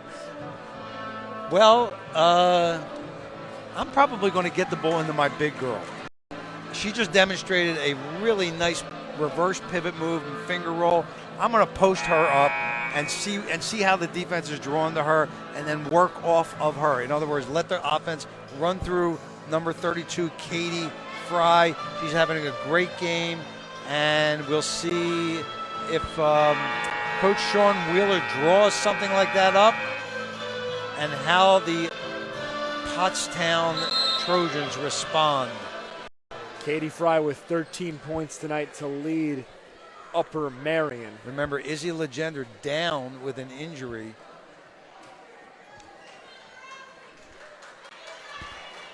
Hannah Foster with 9. $1:35 remaining in the 4th. Possession to Upper Merion in a tie ball game. They've got Fry out top on the throw-in. Let's see where she goes. Yep, she's going down low. There she is, posting up. You see her? Pass comes in to Foster. She's triple teamed. Tries to feed Fry. No good on the layup. Ball loose. It's a tie-up. Possession arrow in favor of Pottstown. Well, Coach Wheeler had the same idea that I had. It really did not work properly. I think they kind of forced it. Tried to go over the top on that. She did post up briefly. It didn't work. There was a trap out on top. Pottstown ball. 80 seconds remaining in the ball game. Watson turns the corner. Guarded by 2. She's getting now a timeout taken by Pottstown with 1:14 to go. So now what's the strategy here for Pottstown? Pottstown needs to free up number 4, Trinell Watson, who has been the leading scorer in this game. At least get her the ball and see what she can do with it. And if she gets double or triple, she's got to get the ball to somebody else. Can't force a shot up there. Trinell Watson with 22 points tonight to lead all scorers. And she went on a run in the 3rd quarter where she scored 9 consecutive points for Pottstown. She's put on a show tonight. She's a quality player. Very skillful. But in a tie ball game with 1:14 to go, you need her to step up here. One of your best players, Tamaya Jarrett, if your Pottstown has fouled out. So you need a basket here, and I think I agree with you, Cap. Watson's the player you want to have the ball in her hands at the end. Right. Now, I mean, obviously the other team knows that too, so we'll see if they get it to her. We'll see if she gets double teamed. She may be the inbounder. She may bring the ball in. Let's see what happens here. Yep, she's the inbounder. So she's going to try to trigger here. She does quickly, and they want to try to get it back to her, but they go to the other side. Very lucky on that one are the Pottstown Trojans. Out of play will stay with Pottstown.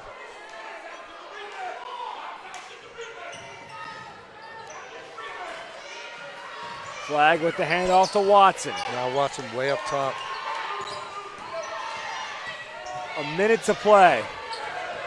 Day into the lane. Can't get the roll. Rebound ripped away by Riley Eaton. Day the Weaver. Oh, no. And now a foul is called. That is not a good foul. It's on Watson, and that puts Upper Merion at the line in the double bonus. I don't think she realized how much time was left. Fourth foul of the game by Watson. There is, I mean, not to criticize, but absolutely, unless I missed something, Chris, there's absolutely no reason to take a foul like that there. No, you're absolutely right. I don't see it. Now, on the board, they have it as 9 fouls, but, excuse me, it's 10 on Pottstown. So Foster hits the first. Hannah Foster with the first free throw down. Wow. It's a 1-point lead for Upper Merion. Their first lead since early on in the third quarter. Second free throw rattles home. By the way, Watson has four fouls for Pottstown. She has the ball. 44 seconds remaining. Watson with the runner. It's short. Rebound Eaton, and she's fouled immediately, and Watson is out of the game. No, don't do that. Trinell Watson fouls out of the ball game with 38.8 remaining. Well, she's certainly a great offensive player, but somebody's got to talk to her about that strategy. Watson just a sophomore. But you got to know how many fouls you have in the end of the game. It might have been called intentional, too. In fact, both of them really were intentional fouls by book again, and not even close to going for the ball. With lots of time on the clock. Eaton off the mark on the first free throw. This is Eaton, right? Yes. Riley Eaton, a 5'8 junior guard. Her first trip to the line. Has not scored today.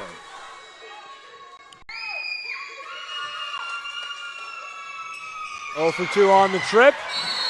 Rebound hauled in by McQuay, but a jump ball gives possession to the Vikings. So an 0 for 2 trip to the line for Eaton. But Upper Merion gets the rebound. The tie-up's called. They keep the ball. No reason to shoot. Eaton off the mark. And now another tie-up. Wow. Jump ball, this time possession arrow points to Pottstown. But Cap, there was no reason for Eaton to shoot that. I agree. And it's actually a foul, not a jump ball, so going to the line will be a member of Pottstown High School's roster. Didn't see the foul.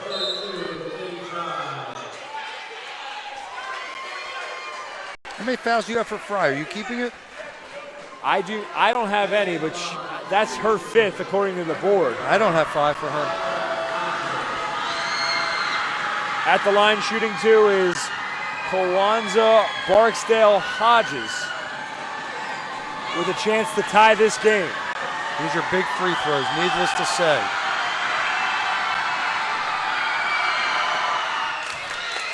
Money on the first.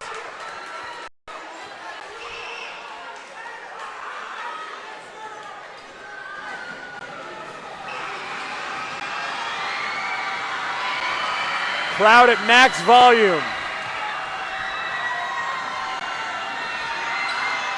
Ice in her veins. Yeah, KBH with the deuce on the foul line. We're even with 27 seconds remaining. Steal on the baseline by Jarrett. Ball loose, a tie-up. Possession arrow to Pottstown with 19.4 remaining. Shoot, what a game. I don't think we expected it to be this exciting. A wild finish. This is fun. Here at Upper Merion Area High School. A lot of fun here. Great night, senior night, tribute night to a fallen player, an injured player that is, and a great game. Look at the Weaver. There she goes. Day across the timeline, into the lane, runner, no good. Rebound goes to Omakwe. And a timeout taken by Upper Merion with 9.9 remaining in regulation. A tie ball game. And what play are you drawing up if you're Upper Merion Area High School? I think we're going to go in the same direction we just went, but you can't force the ball if it's not there into your pivot player. If it's not there, you've got to have second and third options. 9.9, there's a lot of time left, a moderate amount of time, I should say, at this level. I think the Weaver, I'm calling her, Callista Day. Did you see her? Yes. She weaved through 3 plays, and she almost put that bank shot in. She was very upset with herself. I thought I saw a tear come down, in fact. But not to be ashamed of yourself at all with moves and dribbling skills like that. Just a sophomore as well. Just a sophomore. Great to watch her. Yep. So 9.9 remaining on Senior Day. They're going to have to go length. We are locked even at 55. Length of the court on this one. The Vikings need to come out of that huddle. They've got their first warning. They need the break.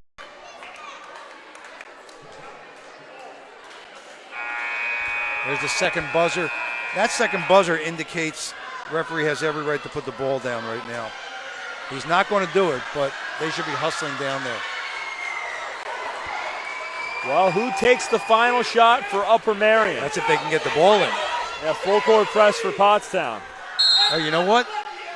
They don't even have the big girl in there. I think she fouled out, and I didn't have that many fouls for her. No guard the inbound. Fry, I'm talking about. Eaton with 5 on the clock. Trapped in the corner. Tries a shot. It's an air ball. We are going in to overtime. To overtime. It's 55-55 at the end of regulation. We'll take a quick break, but coming up next, overtime here at Upper Merion Area High School. What a fourth quarter it was, and I'll bet a lot of folks who were watching this game and who watched it live did not think that Upper Merion had a chance to come back. At one point, it was a 16-point lead at 7:07 left in regulation. Pottstown had taken a 16-point lead. A very inspiring speech by Pottstown coach Morton between quarters when Pottstown held that 13-point lead at the end of the third quarter. And he said to them, "This big lead is your worst enemy." And that was a harbinger of things to come. Unfortunately for Pottstown, they did give up that lead.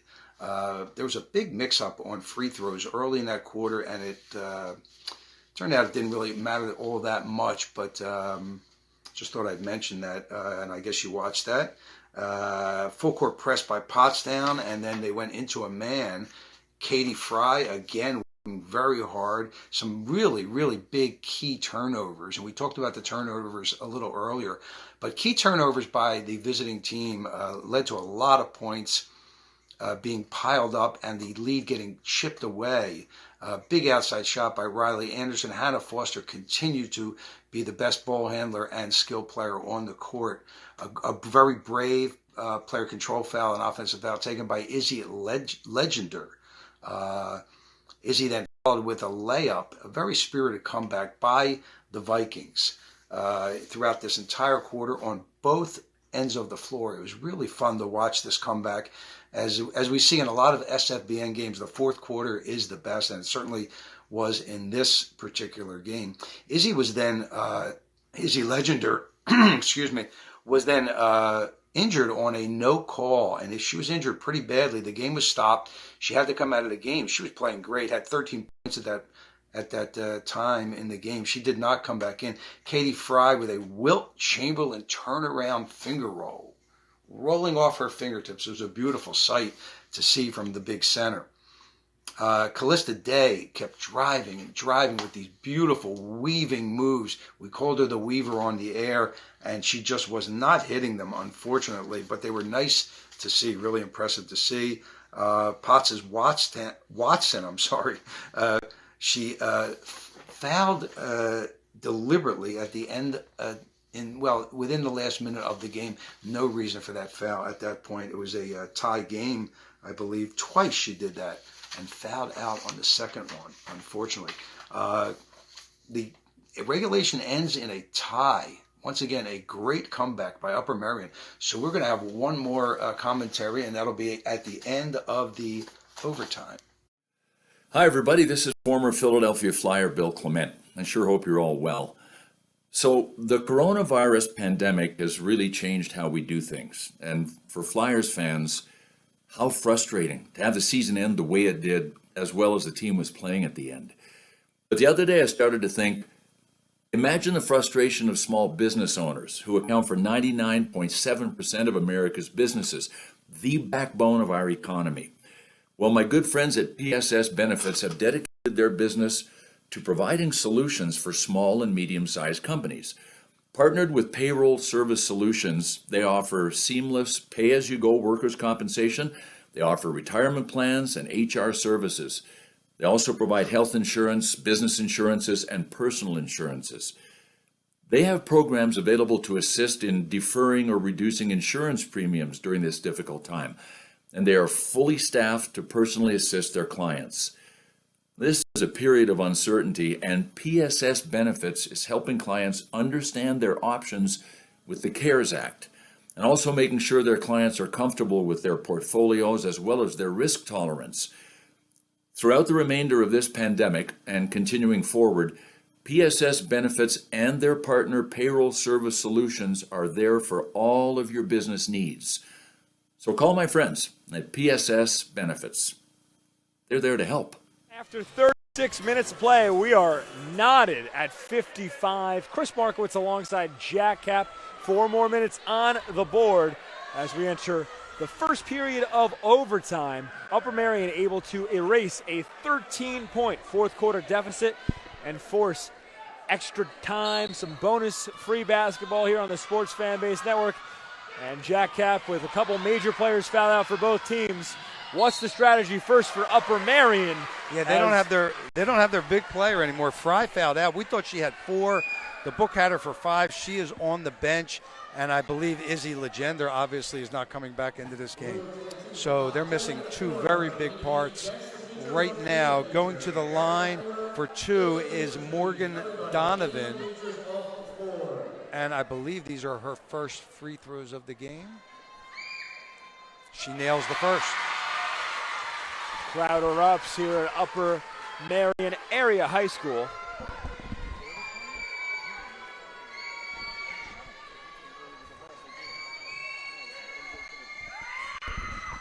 Both free throws good for Donovan. 2-point lead for Upper Merion. Little backcourt pressure here. Oh, she's trapped. Tie-up jump ball. Arrow favors Pottstown. Yeah, it's going to go to the Trojans there. First jump ball of the overtime period. Hampton gets it in. There's Day. To the corner. Flag. No good. Hampton keeps it in. Foster picks up the floorboard. Ooh, spin move.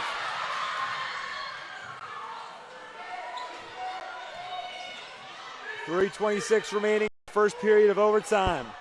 Eaton. And now a whistle. Timeout. Timeout taken by the Vikings with 3:20 to go in the first period of overtime. A 2-point lead for Upper Merion as a couple players fouled out here tonight with Katie Fry out of the game for the Vikings. And the leading scorer in the ball game, Trinell Watson, out for Pottstown along with Tamaya Jarrett. Yeah, by the way, for fans who may not be aware, 1 additional full timeout to each team. Otherwise, the overtime is an extension of the fourth quarter. Everything carries over. Anderson off the mark. Yeah, she needs to work on the form of that release. Long shot. Foster can't get the bounce. Anderson with the board. Anderson, a very athletic young lady there. Timeout again to Upper Merion. Timeout taken by Upper Merion. It's a full timeout. We'll take a break. You're watching high school basketball here on the Sports Fan Base Network. Overtime action here at Upper Merion High School. Chris Markowitz alongside Jack Cap. It's a 2-point lead for Upper Merion with 3:03 to go as the ball loose on the baseline. Anderson picks it up. Foster up top will reset the offense. Guarded by Day. Spin move into the lane. Oh, that's a nice move. Can't get the scoop shot to fall, but she'll go to the line. Yeah, she was definitely fouled on that shot coming up from underneath. Fouls to 14, I believe. Did I see that right? Or 13.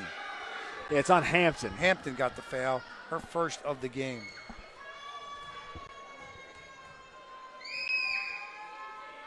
Hey, Foster can shoot the free throws. That's 5 out of 6. 5 out of 6 for Foster in this game. She'll get a second. I jinxed her. But the putback falls. It's a 5-point lead thanks to Sky Omokwe. Sky Omokwe with the follow through. The Weaver going to the hoop.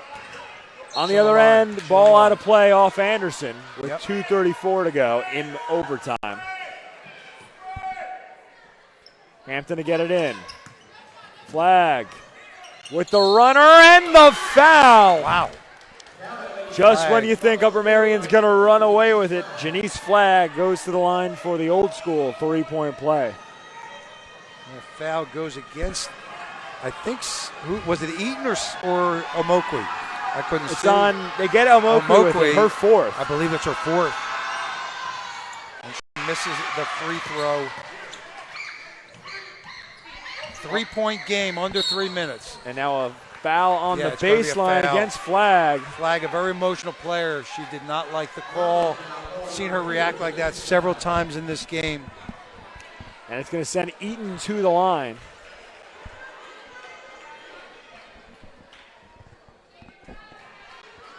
.224 remaining in the first period of overtime.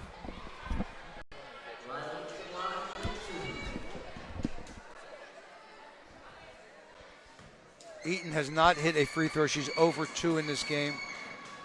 Wait, is it Eaton? Yeah, it's Eaton at the line. Riley Eaton.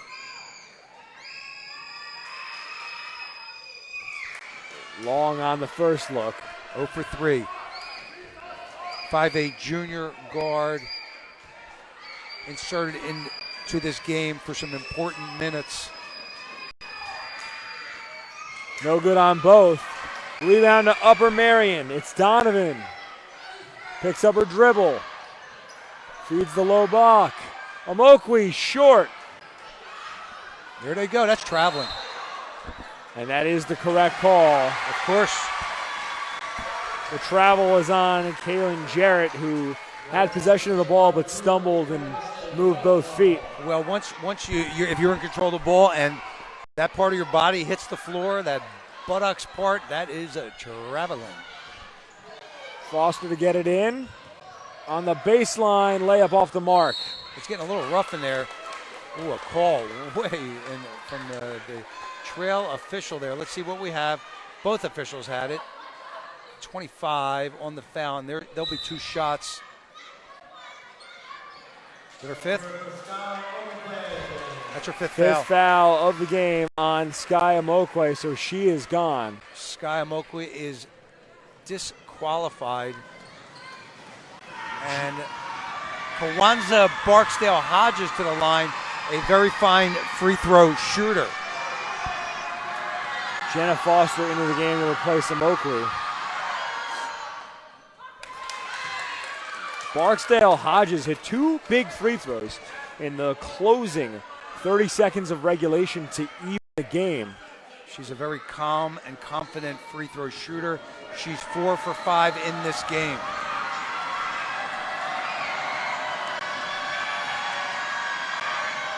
Gets them both on this trip. It's a 1-point game. She's now 5 for 6.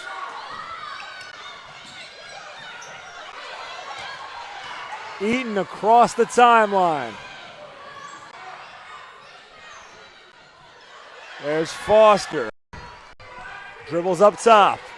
$1:56 remaining. Oh, I thought she traveled. That's a close call, and it's deflected out of play. We'll stay on that side of the floor as it's last touched by Pottstown.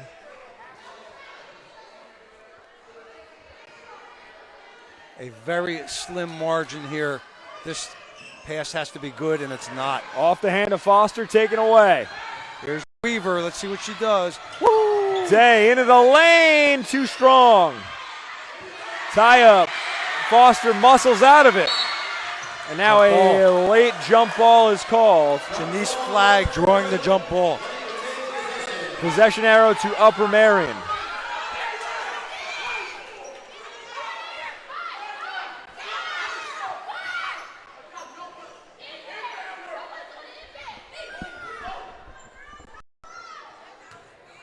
Donovan to get it in.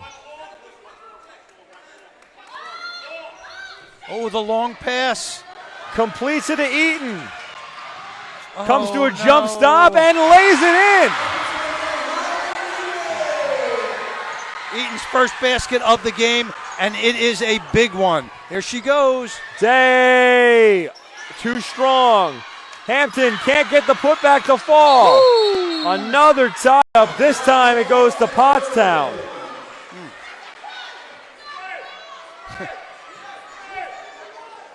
Barksdale Hodges took a shot there on that jump ball. An absolute bloodbath tonight. Day with another runner. She's fouled. 2 shots to the line is Day. The foul.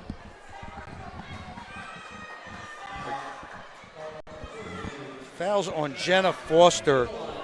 Her second. Callista Day to the line. $1:13 remaining. 2 big free throws for Day. Kind roll on the first. Hung on the lip of the rim and dropped in for Callista Day. One short. Rebound Upper Merion.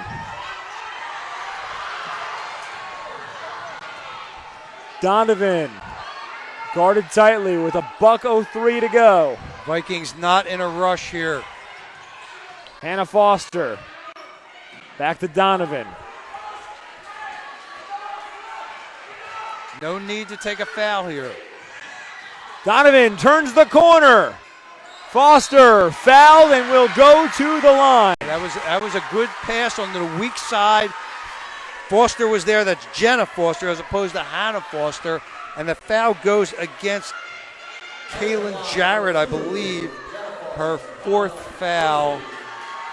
And these are big free throws from Jenna Foster, one of the 2 sisters.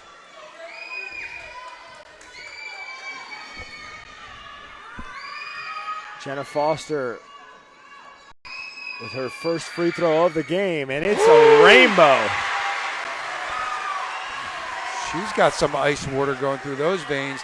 A 3-point lead. This is a big free throw. This to make it a 2-possession ball game. Pure. Oh yeah. 6 points for Jenna Foster, and those are the 2 biggest of the game. And she's clapping on the other end defensively, saying, yeah, baby. Yeah, baby, indeed. Hampton for 3, off the mark. Fight for the board. Hauled in by Donovan. 33 seconds remaining. A player down for Pottstown and an injury timeout. Oh, and it's the one who was injured before. That's Janice Flagg. She's a very thin girl. She took some kind of a shot there. She steps out. It's the second time that's happened to her in this game. And in comes Lamare, I believe. Is that her first time in the game? That is her first Jalila? time. How do you say that? Jalila Lamare. Jalila Lamare, a 5'5" sophomore guard, in for the first time. That's tough coming off the bench like that with no time in the game. Eaton stays in bounds, crosses the timeline. Still a lot of time left. They will have to take a foul if it gets under 20, and a timeout is called. Timeout taken by Upper Merion with 20.3 remaining in regulation. Overtime. We'll keep it here. This has been a wild one. This really has been a wild one. Chris Markowitz alongside Jack Cap here for the Sports Fan Base Network. But with a 4-point lead and just 20 seconds remaining, Upper Merion has the ball. So, look, we just got to take care of business. avoid a turnover, hit some free throws, and you're going home with a win. Yeah, basically you want to move the ball. You want to take as much time off the clock as possible and move the ball around. And at some point, Pottstown will take a foul, but you want to use as much time as possible before that.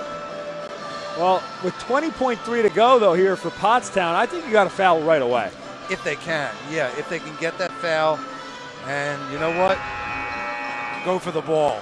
Don't make it intentional. I'll tell you what, though, the two Fosters, unbelievable free throw shooters down the stretch. Seriously. Here. Yeah, 1, 2, 3 out of 4. 3 out of 4 and 5 out of 6 for the game for Hannah. 2 for 2 for Jenna.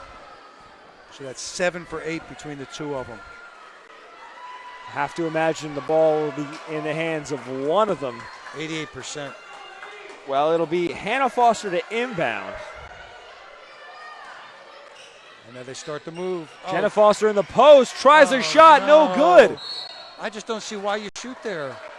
And now a foul after the fact will send Pottstown to the line.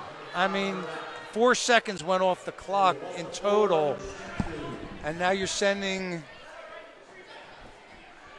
let's see, it's Barksdale Hodges, a very fine free throw shooter, to the charity stripe. Oh boy. Hodges has been perfect from the line here tonight. There's Riley Anderson's 3rd foul of the contest. Yeah, man, she is a really good shooter. That's 5 in a row for her. 6 out of 7 for the game. Barksdale Hodges wearing a mask. That should be a violation. No violation call. It's a 2-point game. On another player that stepped over that 3-point line before the shot was taken, should be an automatic dead ball. Good pressure here from Pottstown. 10 seconds on the clock. Tough pass. Anderson hauls in the high pass and will go to the line with 6.6 to go. If she hits both, that's likely the ball game. That's Lamar's first foul, obviously, because she just came into the game. And to the line, Riley Anderson. She is 1 for 3 from the line. Short on the first. 6.6 seconds left, 2-point game. End of the first period of overtime. Upper Merion looking for a senior day victory. Second free throw, no good. Rebound and a timeout for Pottstown. That was a good timeout. Only 0.4 seconds off the clock, so they can run a final play to either tie or win the game. They have to go length of the court. Now there should be backcourt pressure put on by the Vikings, I would think. Who do you put the ball in the hands of in this position here, Jack? Oh boy. Well, Watson's out. You know, Jarrett's out. Callista Day, we've talked about her. I give her the nickname, the Weaver, but she has missed her last, I don't know how many shots, 3 or 4 shots, but they haven't missed by much. And she does have that ability to get through a lot of people. Maybe she can draw the foul. Maybe she can get that last shot. But they need to get the ball down court in a hurry. She can do it. Gabby, she has the ability to do it. Gabby Kenyatte checking into the game for Upper Merion with 6.2 to go in overtime. Shanice Flagg still on the bench with whatever happened to her. We're not sure exactly what it was, but she is not re-entering the game. She looks like she's in pain. And there's your second horn. And again, Upper Merion needs to get out onto that court, and here they come. They designed the play. Coach Wheeler puts his clipboard down, and here we go. It'll be Hampton to inbound. There's a hold up. There's something at the table that's being discussed. Everybody stay calm. Yeah, this seems like a ball game that just refuses to end. Yeah. Looks like a quintuple overtime game coming. Mike Lengel is the head referee. He is at the table and straightening out, it looks like some type of administrative or bookkeeping situation. Perhaps a disagreement about the score on Yes. the board. Hey, the referees need to tell girls to stop. Stop. There is no ball coming in, girls. Coaches, tell them to relax. As long as that referee's at the table, that ball is not coming in. Somebody stay on the court. Still confusion. Yep. This is wild. 6.2 seconds. Both teams in the double bonus. 2-point lead for the home team Vikings over the visiting Pottstown Trojans. And now 2 referees at the table. That second referee is Tim Bowers. He's umpire number 1 in your hit parade. Umpire number 2 on the court with the players. We may have to go to our referee in the booth to get an explanation as to what's going on. Yeah, I wish we had one of the Well, referees at the table on, Mike. We have the guy up in New York. We can always. No, we don't have that? Okay. No, unfortunately, we don't. We do not hire a guy in New York. Yeah, no call into the Sea Caucus office. The Caucus office, yeah. Where's the instant replay booth? One's in New York, one's in Secaucus. I just don't know the difference. I don't know what's going on here. All 3 referees. The players should be at the benches right now. Well, it's a disagreement with what the score is. The players and I should be don't at the understand benches. that because the score has been pretty constant. We actually are going to send somebody over to the table. We have a Marlon Tatum, father of Madison Tatum, who played in the boys' game. He's going over to the table. It might be too late. He's a referee also to try to get an explanation. But now the game is about to begin. And here we go. Well, we'll have an explanation after the play. Touchdown pass ahead. It's the Weaver. Day There into she the goes. lane. Off the mark. 2 to shoot. At the buzzer. No good. Upper Merion holds on for an overtime victory on senior night. And they pull off the season sweep. And we're getting an explanation for what the delay was, but Upper Merion with the win in overtime. As Cap, did you have a chance to hear the explanation? Yeah, Mr. Tatum said that there was a discrepancy over a free throw between the 2 books, the home book and the visitors book, and they thought it was a 3-point lead, but the home book is the one that they go by, and that had a 2-point lead. It's a moot point. It doesn't matter because she didn't hit the shot. But it's just as we predicted. Callista Day came down court, weaved her way through. Had a good look. Didn't get Hit it. the back iron. The She didn't get putback it. hit the front iron. And that will do it.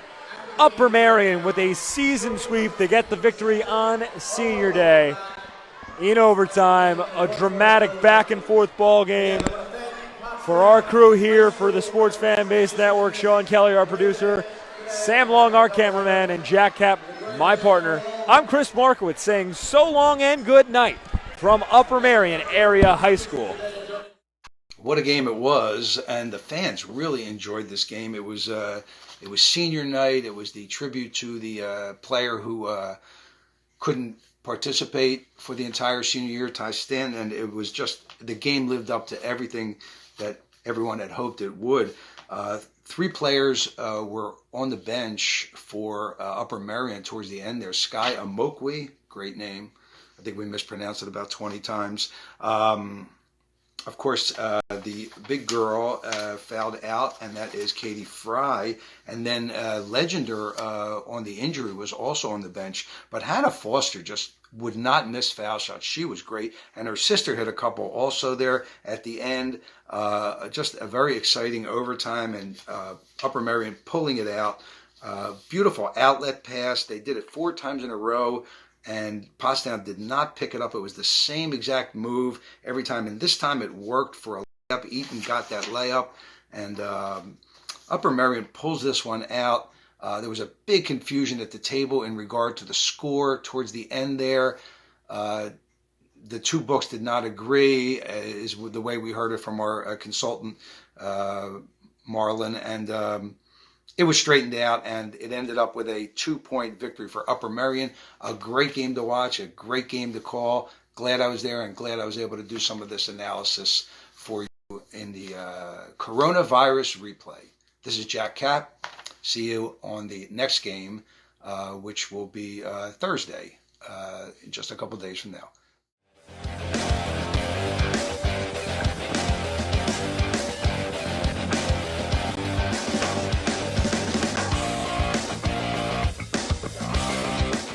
Thank you for watching this edition of SFBN Classics. We hope you enjoyed that game.